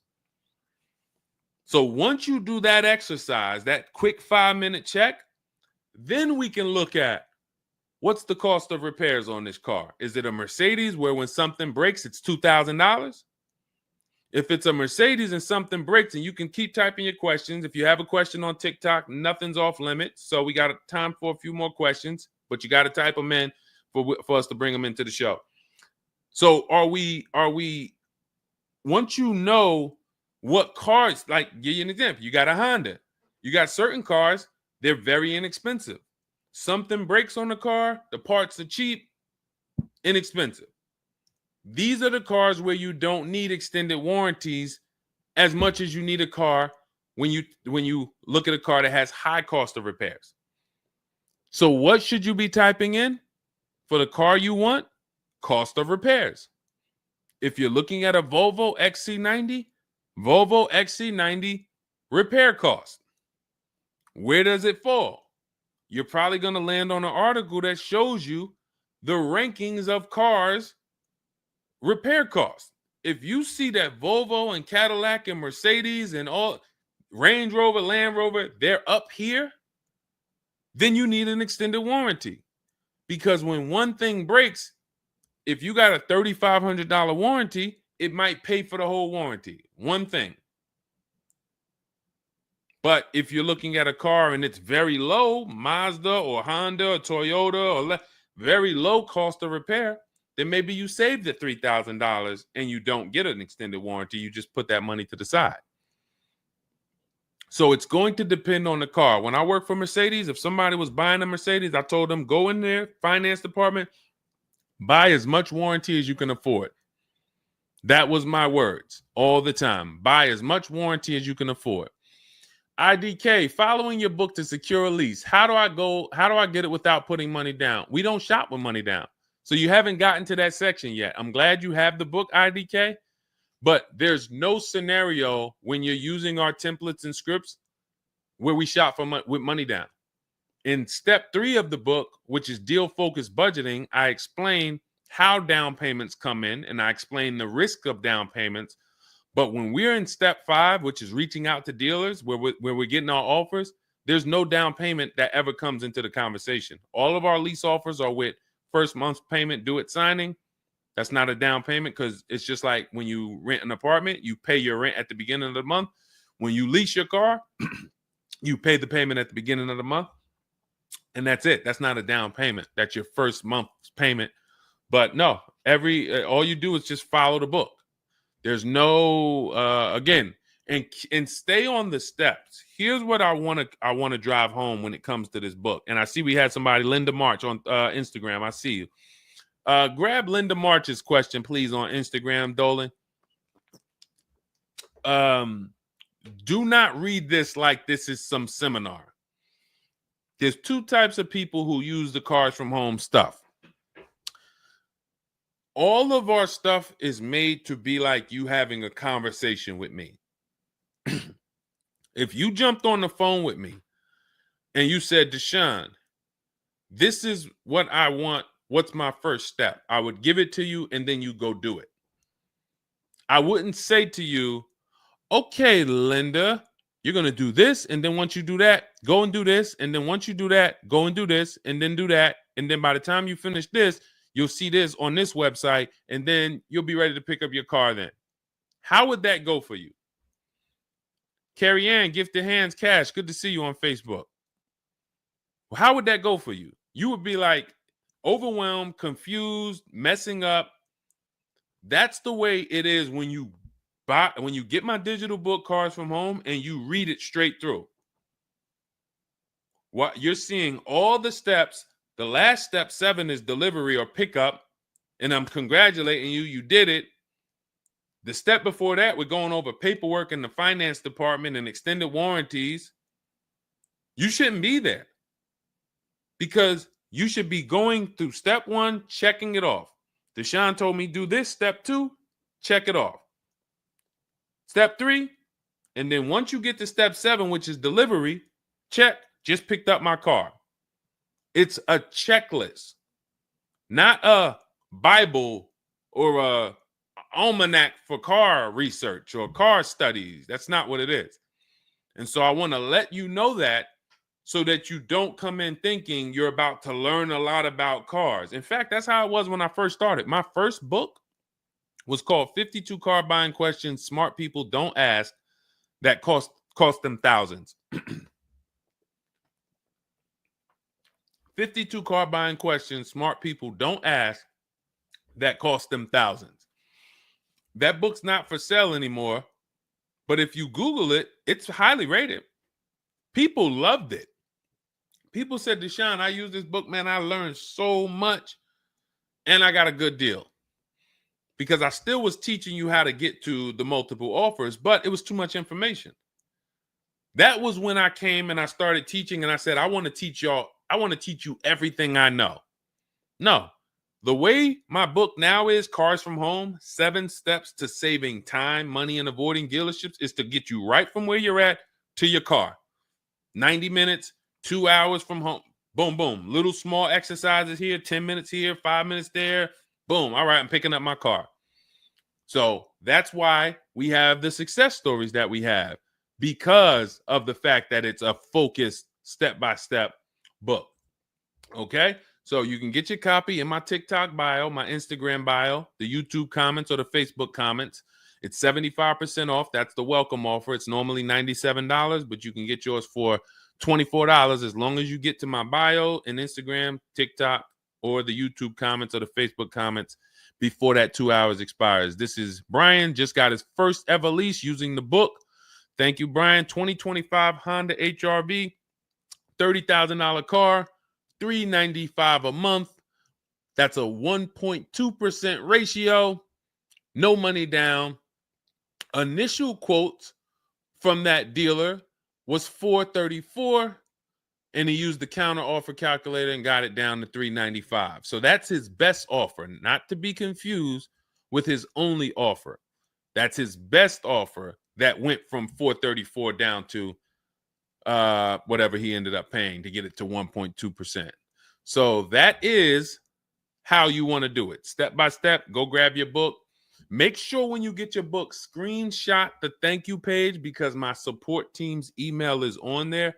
Sometimes you're typing fast, you misspell your email, but as soon as you actually pay the $24 and get your book, you'll see the book is on the thank you page. So you can click that link, open it, save it. Make sure you save that link, because every time I update the book, that link is your master link, and I also email you a copy.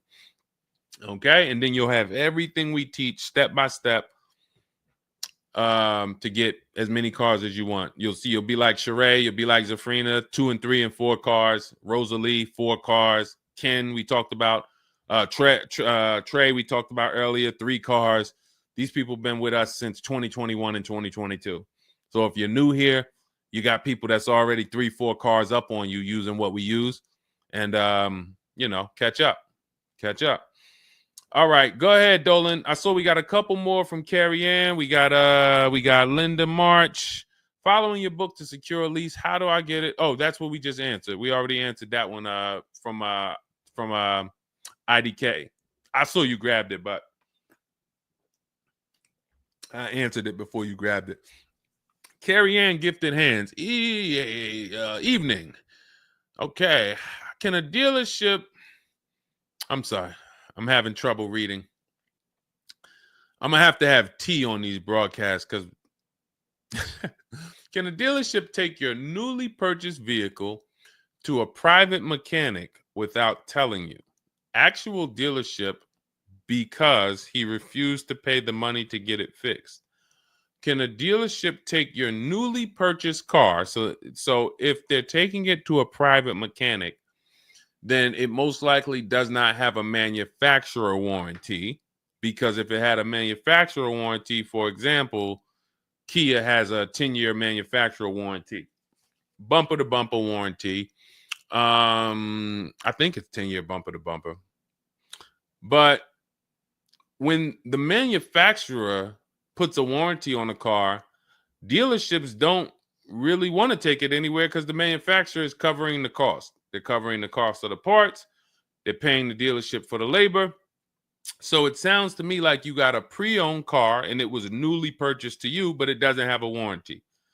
So they may have offered you some form of warranty.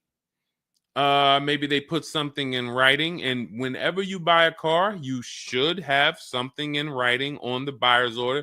This is why we have a whole step in my book for paperwork and protection. That's step 6, because you need to have certain things in writing before you actually take delivery or pick up.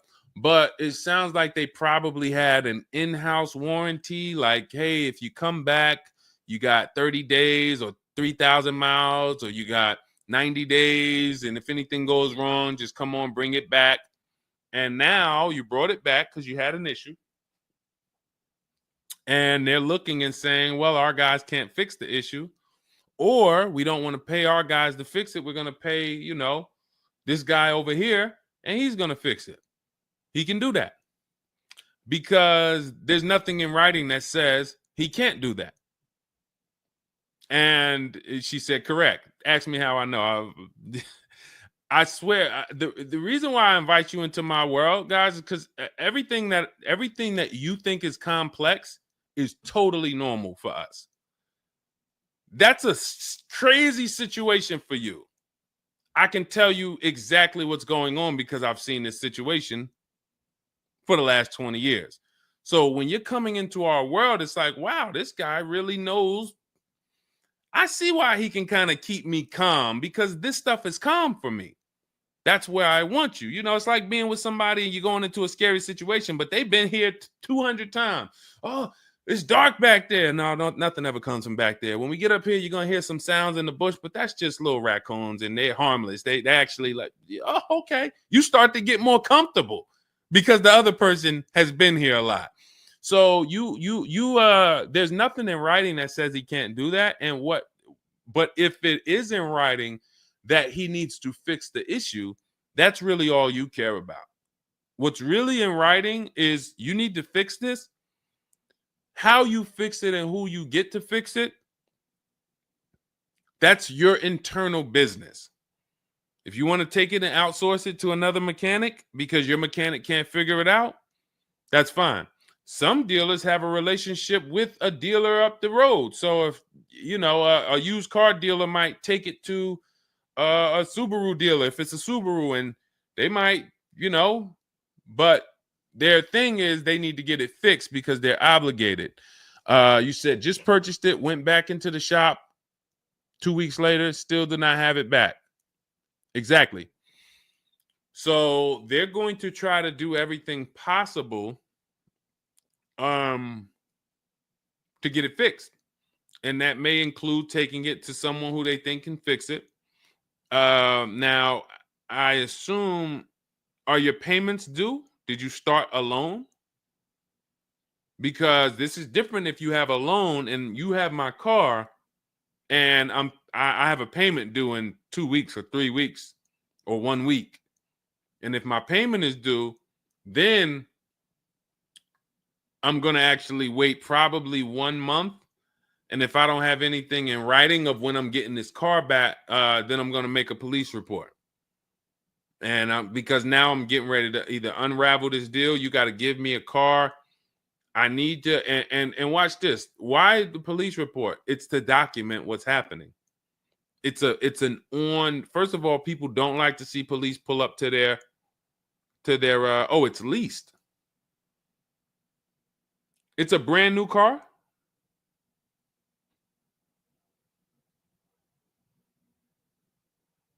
It's a brand new car. Most leases are brand new. In which case, a private mechanic shouldn't be working on a brand new. No, it's used. That's another reason we don't lease used cars. That's uncommon. See, that's what I was saying.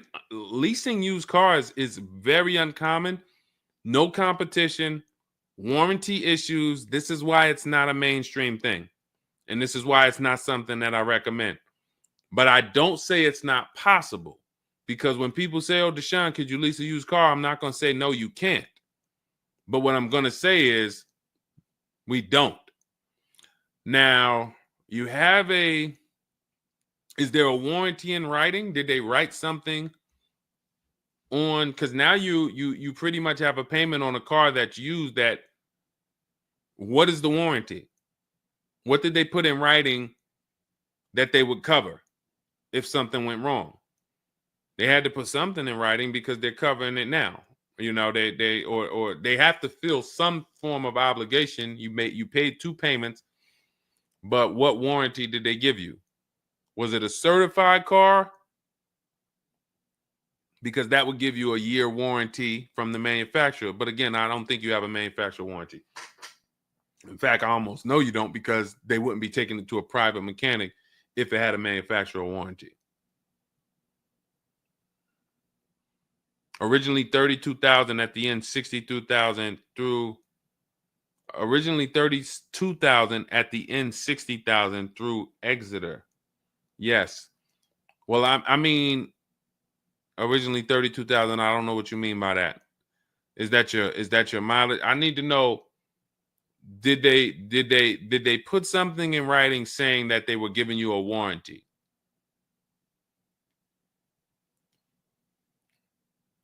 We'll try to work through this, because it's no different than if you bought a car from them. There's a bank involved, but it's a used car. It's no warranty, and they're pretty much holding on to it and trying to fix it. And if they can't fix it, we need to know, are they obligated to fix it or not? If there's nothing in writing saying, hey, you have this time where you can bring it back and we'll fix it, then that's gonna be that's gonna be hell for you. So we really don't want that. So, but I can't tell you how to approach this without knowing what is in writing. And again, when you get my book, not you, I'm just gonna try to help you through, but I'm talking to you. That's why we have step 6 is paperwork. Because when you're sitting there looking at a bunch of paperwork and they're telling you to sign it, okay, sign this now. All right, this is your motor vehicle stuff. This is your okay, do you want this? What is important and what's not?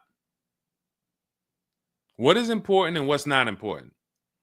Out of all of this stuff, there may be 1-2 words on here that I need to know. I need to look at that buyer's order, and I need every used car, every single used car. I need to know what the warranty is when I drive off. Is it as is? That means when I drive off, it's on you. If the axle falls out on the highway 5 miles from here, you just signed an as-is deal. Buyer beware, it's on you. Is it 30 days, 1,000 miles? Who's going to do the work? Is it from the manufacturer? Is it from this dealership? Where can I go and use this at? You got to come back here. Do I have to go? Is this a nationwide warranty? I need to know what is covered on this paperwork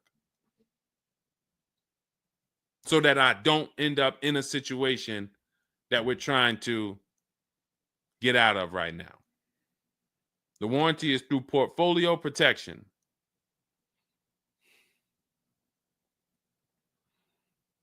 So it's a warranty. May not be a good one, but it's a warranty. So if there's a warranty, that means they're obligated to fix it. And if they're taking too long to fix it, and I have a payment, did they put you in a loaner car? Are you driving now? What are you driving now? If I bought a car with a warranty and then it had problems, I dropped it back off to the dealership and they had it for 2 weeks, and I have payments I'm still making on it, I just got it and it's in the shop, I'm not going to let that car stay in the shop more than 30 days with no car. I'm in a loaner. Okay, so you got to just chill out. You got to just chill out. Hopefully the loaner is as nice as the car you got. And if the car and if that's the case, then you just chill out. It's not a mainstream program you're in. It's like a black market program. That's the best way I could describe it. These companies that lease used cars, it's a black market kind of behind. It's not a mainstream thing. That's why all of these companies are small or like very little known name companies. They could go out of business. Nobody knew. Who the heck were they? Nobody knew. portfolio such and such went out of business. I never even heard of them. Who are they? Because they operate in the black market back there. So the general manager refused to pay the $4,300 for the corrosion on an important part. Again, what's your payment on the car? I just want to, I think this is a valuable lesson. They've had my van since from June 19th. Oh, they've had the van for that long? And you've been in the loaner?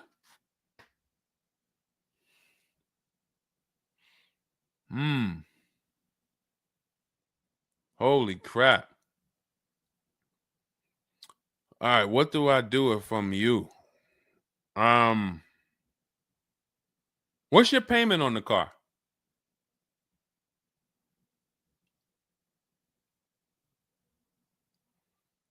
Company had your car for months. You leased it, dropped it off because it was having problems. They've had it for months and can't fix it. And you're paying $775 a month. What kind of vehicle is this? What kind of vehicle is this that we're paying $775 a month for?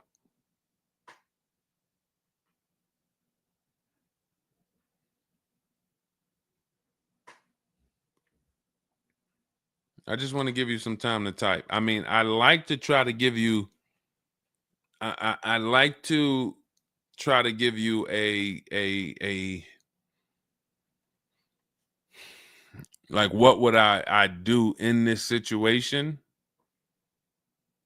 And then you have to realize that you can never put yourself in this situation again. Pacifica, a Chrysler Pacifica. It's just getting worse and worse. $775. Do you know what you could be driving for $775? See, the used car leases. Why the used car leases? They don't even make financial. It's not even like a huge financial win. If you'd have told me I'm driving a Chrysler Pacifica and it's $300 a month, $250 a month, then I'd said, okay, well, maybe they're giving you a stupid deal. But I could show you 5 cars for $775 a month that are $80,000 and $90,000 cars, brand new cars. I'm sorry, for $775 a month, I can show you $775, $60,000 cars, $55,000 to $65,000 cars, no money down. I also traded in a Buick and they gave me $2,000 for that. Listen, dear. All right. They want to keep you in the car. God, how can you get out of this car?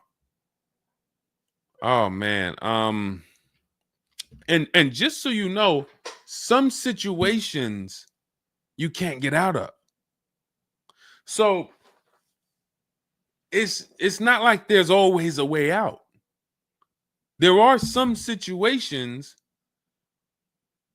That's why the reason why I want you to have my book, 7 Steps, Cars from Home, 5-star rated, Google it. The reason why is because you're not going to, once you sign that paperwork, it's not as easy as you've been taught to just get out of it. If it's a bad deal, if it's an overpayment, you go switch your car, it doesn't mean you got out of that deal. You just got out of that car. You rolled over the negative equity to this deal. Car deals are like, once you sign them, the damage is done. And then it's about, all right, what's the best way to get out where I lose the least amount of money on this deal? But I'm going to lose. Negative equity, it's going to be there. So it's much better to arm yourself beforehand than to say, all right, I'm in this situation now. How do I get out of it? Because some situations can't be gotten out of. People used to walk into the dealership, they got 15,000 of negative equity. Oh man, you can't get me in nothing. Can't get you in nothing. Well, when I put you at this car, you see this car, you like it, right? Yeah, man, I like that. All right, I got you the $450 a month on that car. That's a good payment. Absolutely, man. Come on, I'll take that right now. Okay, now let's bring your $14,000 of negative equity over. Yet $450 a month. That goes up to now $700 a month. Oh man, shoot, man, yeah, nah, that I can't even afford that. But hey, here's the bad part. Even if you could afford it, the bank's not going to approve it. So it doesn't matter if you could afford it because the bank's not going to approve it. So you cannot get out of that car. So that's why you arm yourself now. That's why I'm telling you, before you need a car, before you go sign the paperwork, make sure that you are armed with the right information. So now, if in this particular case, and you have a cosigner, you put a cosigner on here, told us to wait 6 months, and then we can switch owner names and info. Every time I think this can't get worse, you make another comment, and it just gets worse and worse. They called me in yesterday to pick it up, and the same problems were present.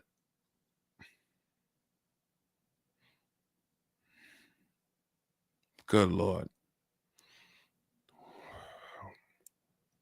I'm almost stumped. Okay. All right. All right. You need to find out how many miles are on this car? How many miles are on this car? This is not a good situation. So that's why it's harder. And what I'm about to tell you, it might not even work. You may just be stuck in it. I'm trying to see if we can slice it any way possible to give you some form of solution. But if they keep giving you the car back, same issues, 60,000 miles on the car. Okay, so what I would do is you call and get the payoff. It's gonna be low. I mean, it's gonna be high. Call and get the payoff because your payment $775. I'm trying to see if you can sell your way out of it. Can you do a lemon law on a used car?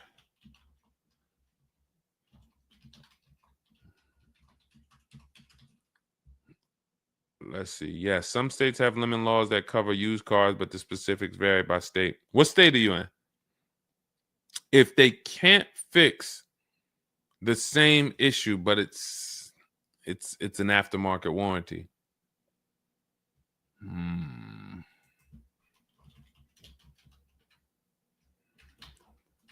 What state are you in?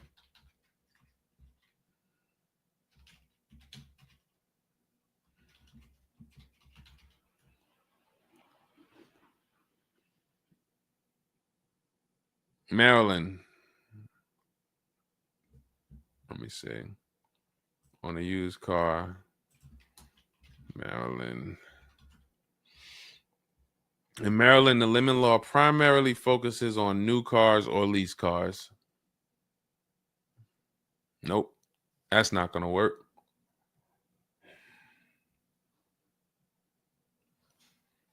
Jeez. I'm gonna be real with you. You could shoot me an email. I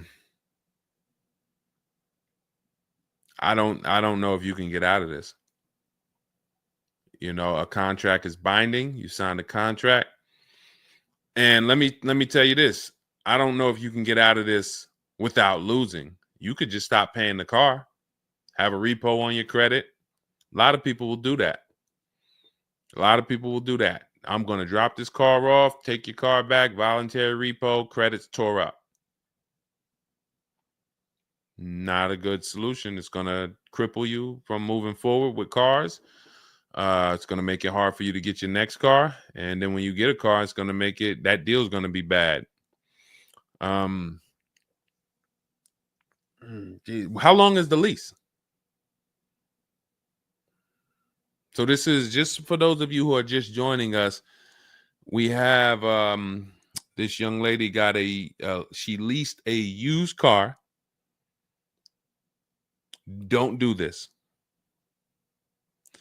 And again, I'd like you to email me. Maybe I'll think of something that will come up as a solution. But you know, I trust you're gonna learn from this. It sucks. It's a horrible situation, and it's evidence of how bad certain bad structures can be. Because and again, I know some of you who've joined me for a long time, you may be used to, well, Deshone has a solution for everything. Not everything. There's times where you are too buried, and the only thing that will heal the wounds is time. That's the only thing.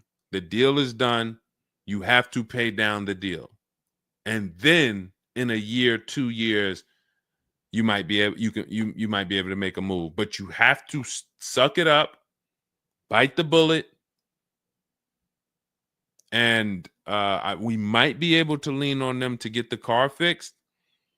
78 payments. How? You said you leased it. This is a loan then. This isn't a lease then. 78 payments. You're in an 80-month loan on a Chrysler Pacifica paying $775 a month. It's not a lease, that's a loan, and it's 8 years that it's 7 years. 7-year loan.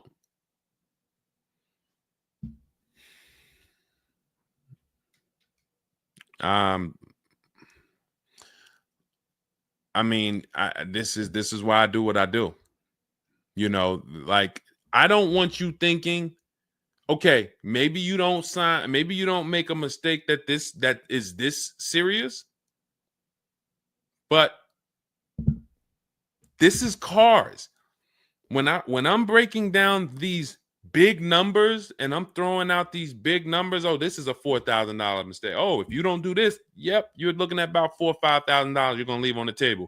You take a loan that's too long, yep, you're gonna overpay by probably about $4,000 or $5,000. That might sound like nothing to you, but how I'm telling you based on me being in dealerships and seeing situations where I'm like, you made a lot of mistakes. You combined all the mistakes and you made them. So I'm just Jesus. So you're in an 80-month loan, not a lease, and you have $775 a month to pay. You are so that means that loan, just to give you an idea of how much you've paid, you've been charged for this car. It's $775 a month times 80 is $62,000.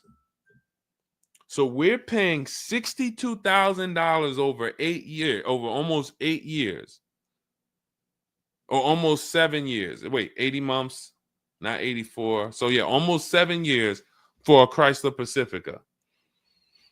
So we can't trade out of it. We can't sell our way out of it. That car is probably worth $20,000 at best. 2021 Chrysler Pacifica, 60,000 miles on it. That car is probably worth $20,000. But they charge you're gonna end up paying $60,000 for it. Jesus.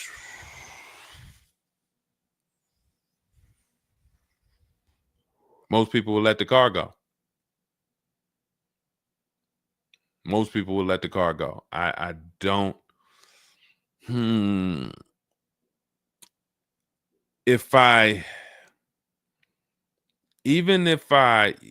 you run your negative equity, that is exactly what it's saying. 62,000. It's exactly what it's saying. $62,400 to be exact, including the $2,000 down payment.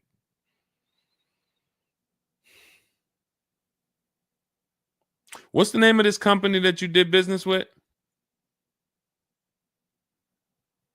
My friend will not let that fly. That is one of the worst car transactions that I've ever seen anyone in. And your friend is on the deal with you as a co-signer. This is level 10 out of 10 bad. Rich Morton Mazda. Do you know what your credit score was roundabout when you made this deal? Rich Morton Mazda in Maryland. Everyone remember that name. Rich Morton Mazda in Maryland. Stay away from them. This is one of the worst deals I've ever seen. She is the main person they told me I could not sign the papers.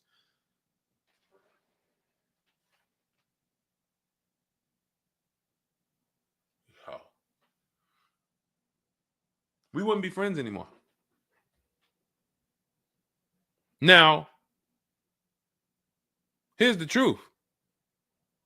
Nobody pulled the wool over anybody's eyes. We looked at these numbers. She didn't say to you, wait, these numbers look crazy. I'm not signing them. You're not getting this car. Both of you went in there and signed these deals. So let's I'm not even going to say she's the friend, but nobody's going to say, well, y'all tied me up and held a gun to my head and made me sign those numbers, and y'all didn't even read those numbers to me. So, but, jeez,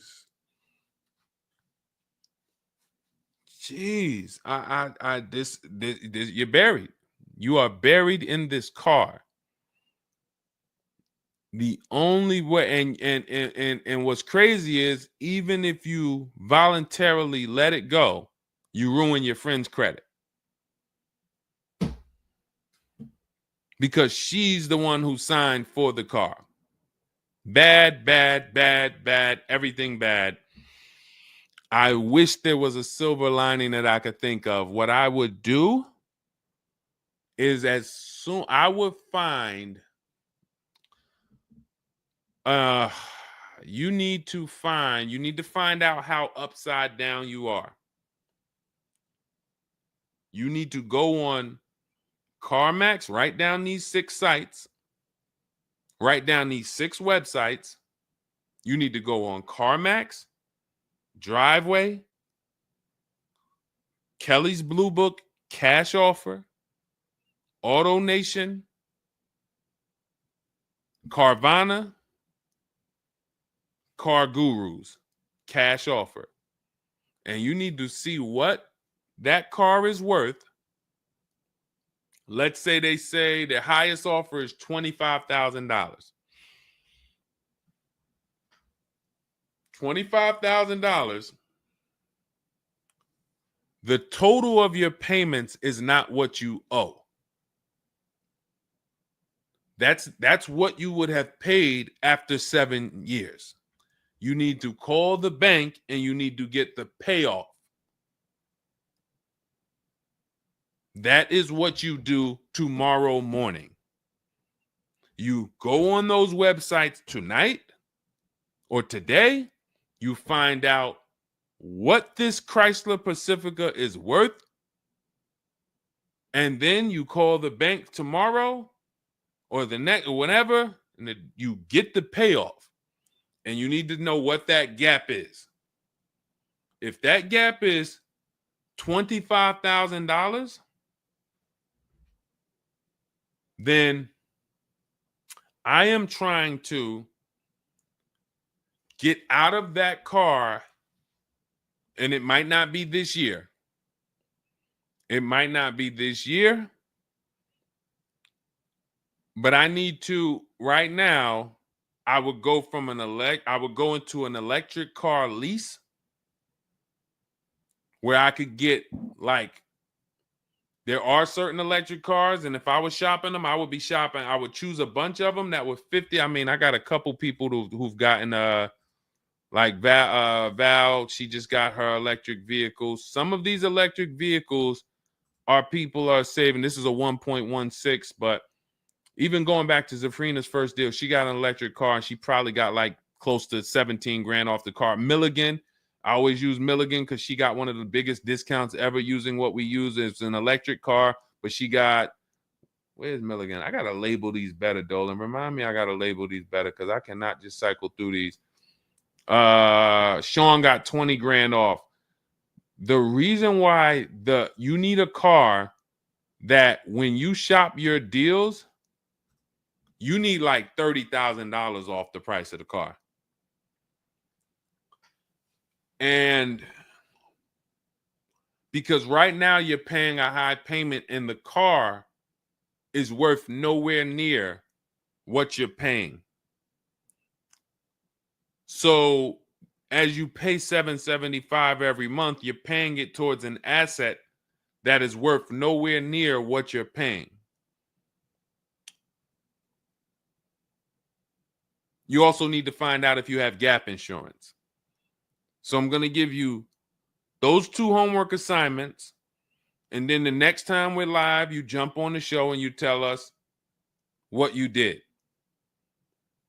Those 2 homework. Find out if you have gap insurance. And then you need to get your payoff and go on those websites and get the cash offers and find out what the gap is. Because if the gap is $25,000, then what I'm doing is I'm shopping. If you listen, you get,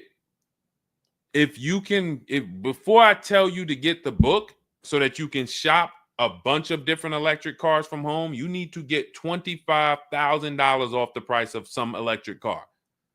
While they still got the rebate, while they still got the incentives, those incentives are going to go away.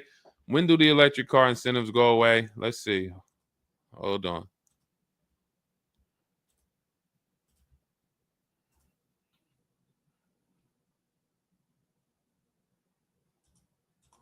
Hold on.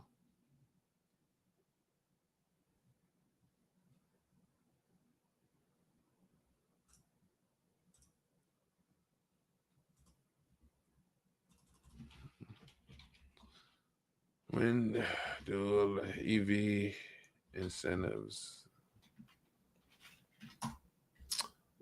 I'm going to tell you, you're probably going to see, we're not talking about tax credits.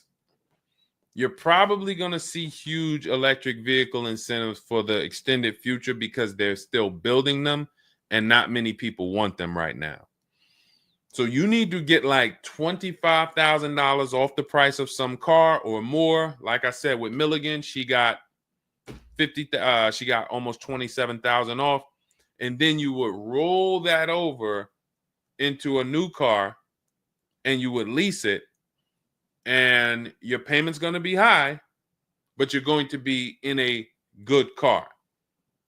So if you lease a car and you end up with after you knock off that $30,000, and I would be just shopping multiple electric vehicle leases using our system. Again, at this point, you're either going to listen to me or you're not. So, I mean, I'm just going to assume you are. And you would just run multiple electric cars through our 25-to-5 system and see, all right, how much could I get off that one? Oh, they're saving me 15 grand. Nah, that's not enough. All right, let me go pick this Kia SUV.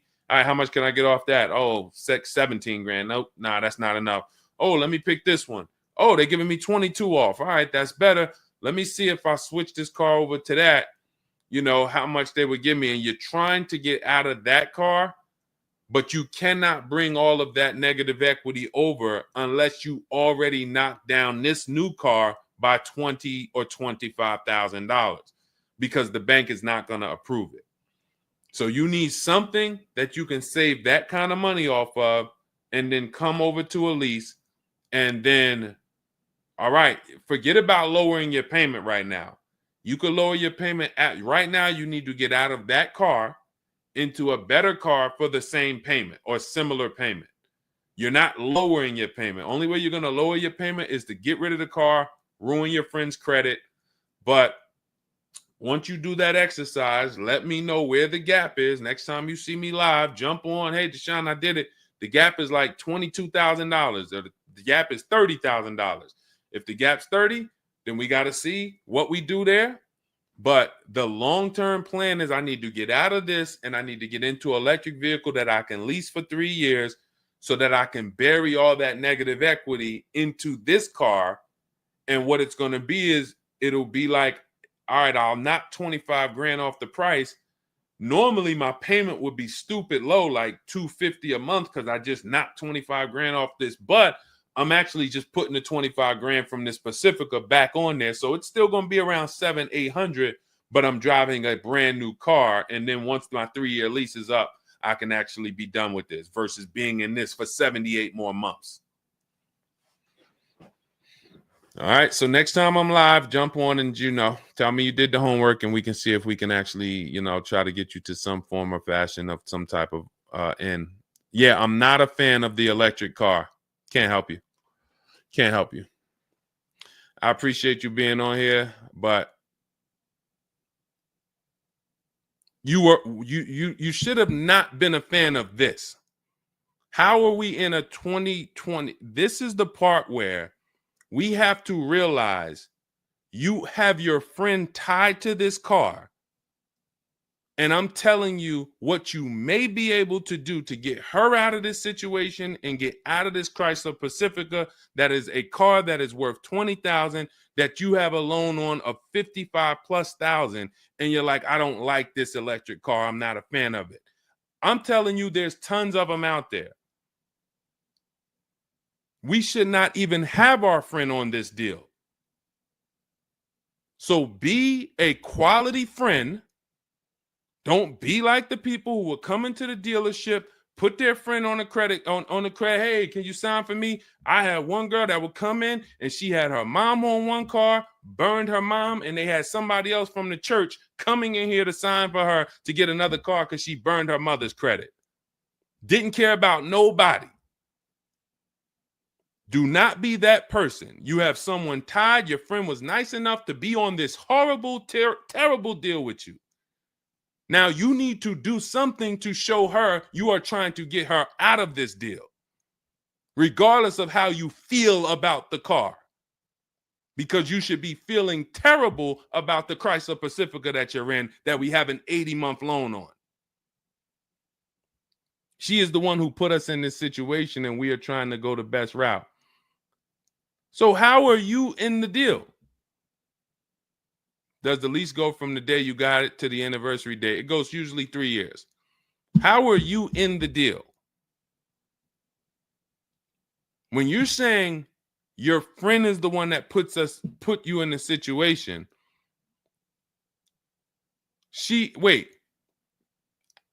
in one breath you're saying, believe it or not, she's the one who encouraged me to get it.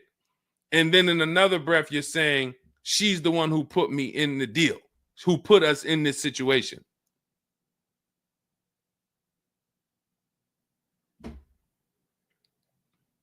I don't care who put you in the situation. It's a horrible situation.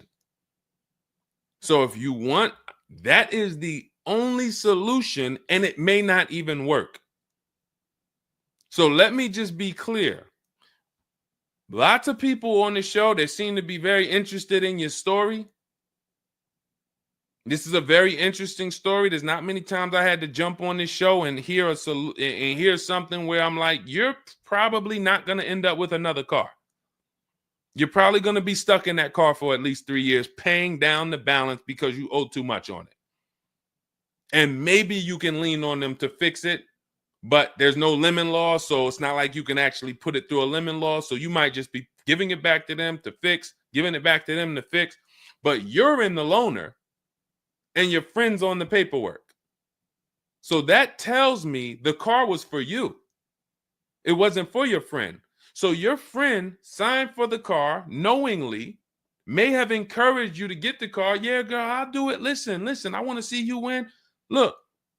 Maybe didn't know what she was signing, didn't understand. All right, you're $775 a month. Can you afford that?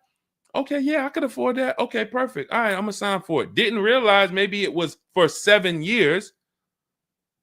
and didn't realize that, oh, shoot, you're going to be paying 60 grand for this car, and didn't know, oh, this car is going to be in the shop, but it's your car because you're the one in the loaner. It's not her car. She's not in a loaner. So there's only one potential solution where you could even think about getting out of this car, because no one can get you out of a car that you're $30,000 buried in. There's no bank. You could have a 900 credit score, never missed a payment in your life. No bank is going to approve taking $30,000 from this Chrysler and putting it onto whatever new car you decide you want. You need to get a huge discount off of some car. There's no car that's going to give you $30,000 off or $25,000 off except an electric vehicle. So if I'm telling you something that may not even work, but it's your only route, that's all you got. You want to come up with something else, repo the car, ruin your friend's credit, I got nothing to do with that. My only job is to try to provide and advise a solution to when people tell me, this is my situation, this is my goal. Normally people have 2 or 3 options. You have half an option. Like, you ever play spades? 1 and a possible, 3 and a possible. You have none and a possible. The possible might not walk.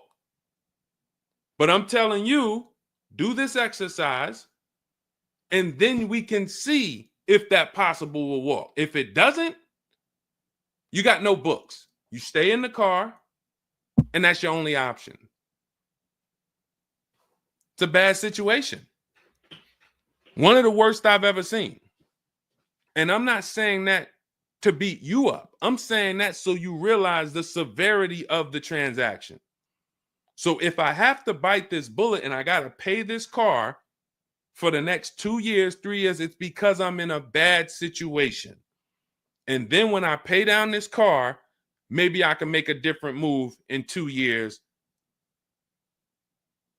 And then I'll be much wiser before I make my moves, so that I never end up in this situation again. Okay? So for everybody who joined, this was great. Again, my goal is to keep you from ever making mistakes. Every mistake you make on a car transaction costs you thousands of dollars. There is no the least expensive mistake you could make is getting gap insurance when you didn't need it. Getting gap insurance when you didn't need it, you just paid probably $400 or $500. You didn't need it. All right, you lost $400 or $500. That's the least expensive mistake you can make on a car. Everything else is thousands of dollars, $2,000 mistakes, $5,000 mistakes, and more. So you can avoid every mistake by having a step-by-step checklist. If it's in Deshone's book, I do it. If it's not in his digital book, I don't do it. So there's no way I'm going to make a mistake. That's okay, TJ girl. We'll be back tomorrow. If I'm giving you a checklist, check, do this, check, check. You're doing everything I say do. There's no room for a mistake.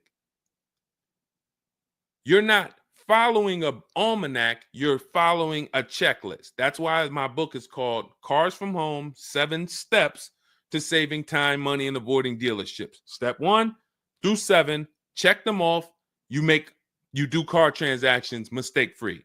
You don't miss any money with your financing. You don't buy bad cars. You don't do anything that you're like, oh, was this good? No, it's a checklist. So normally it's $97. It's a digital book. So you can have it in your inbox in about 5 minutes, and you'll get it for 75% off as part of our welcome offer in my TikTok bio, Instagram bio, Facebook comments, or the YouTube comments. There's a link there. Just get there before that 2-hour countdown expires. Once it expires, it goes back up to $97, which is still worth every penny. You spend $700 on a home inspection. Why do you spend $700 on a home inspection when you might not even buy the home?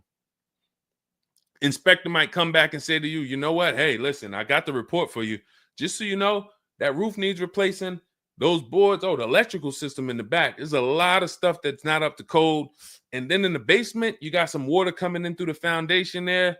Listen, house needs a lot of work. Here you go, $700. You and your family might not buy that house. Do you say to yourself, man, I wasted that $700, man, we could have kept our $700? No. You say to yourself, man, I'm glad we got that home inspection, man. We would have been in trouble. So this is how we approach cars. This is how people who I show you throughout the stream approach cars when they're working with cars from home. They're like, I want to make sure that if I can spend $24 and get Deshone's book, and that is my form of a home inspection, that's me guaranteeing I don't make a bad move, then I'm going to go spend that. And if I miss the $24 price and it's $97, then I'm going to go spend that to make sure I don't go out here and make a $5,000 bad decision. That's what we hold ourselves to. Thank you, Stephen Nash. Good to see you. So go grab your copy before the countdown expires. Get it for $24 instead of $97. It's in my TikTok bio, Instagram bio, YouTube comments, or the Facebook comments. And then use that step-by-step. New cars. Everything is in there for you to shop empowered, mistake-free, for you to be the prize. You deserve to be the prize.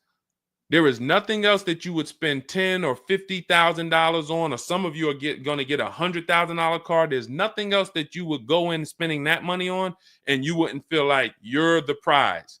You wouldn't go into the mall to spend $40,000 and say, y'all better get the velvet ropes. If you went into the mall to make a $40,000 decision, you'd be, hey, close this store down. I'm about to spend $40,000.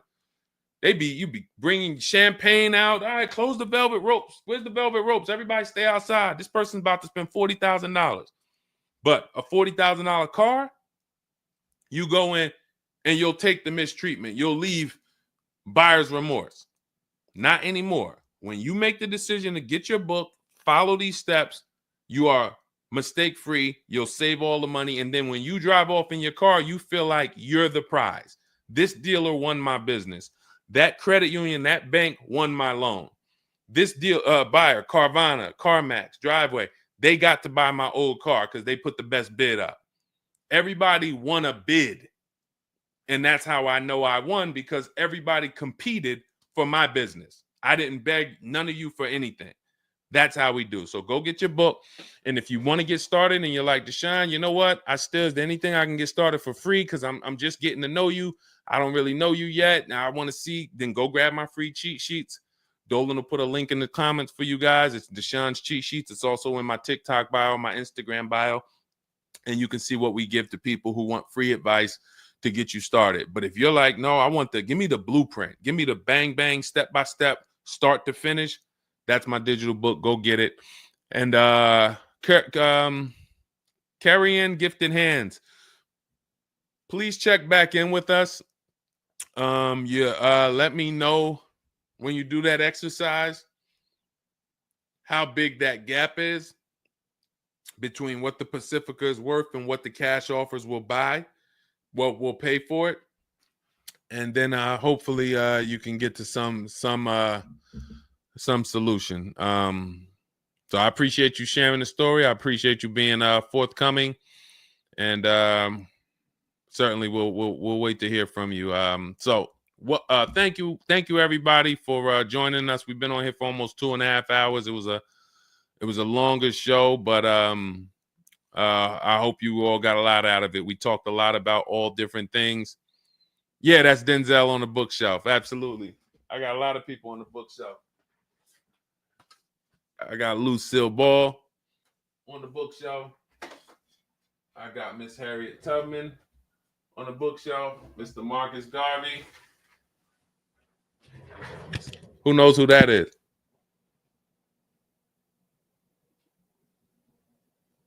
That's the great one.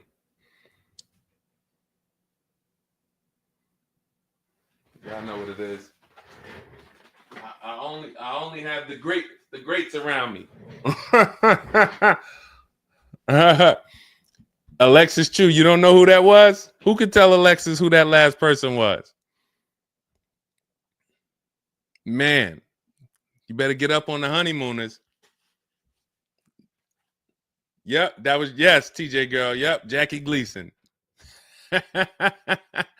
Yep, that is right. The great one. So yeah. So yes, so it was a pleasure. We'll be back. We'll be back for another show. When you see us, jump on, get your questions answered. For those of you who have my book, I want to thank you. Shout out to I saw a couple people say they grabbed their book and they were using they were ready to use it. I would get the paperwork through email, never received it. I need your help. I bought 2 brand new cars. I was told I would get the paperwork by email, never received it. So call the dealership. Call it. You bought 2 brand new cars. You said you would get the paperwork by email. You never received it. Call the dealership and, hey, where's my paperwork? Ask for the finance manager. Where's my paperwork? That's what you do. All right. So all right, I'll let everybody go. I'm tired. I can't even get myself together. This is, I'm gonna jump off and we'll be back. We'll be back for another show. Make sure you get your book in my TikTok bio, Instagram bio, the comments, or the Facebook comments or the YouTube comments, and I'll see y'all on another show. All right. God bless you.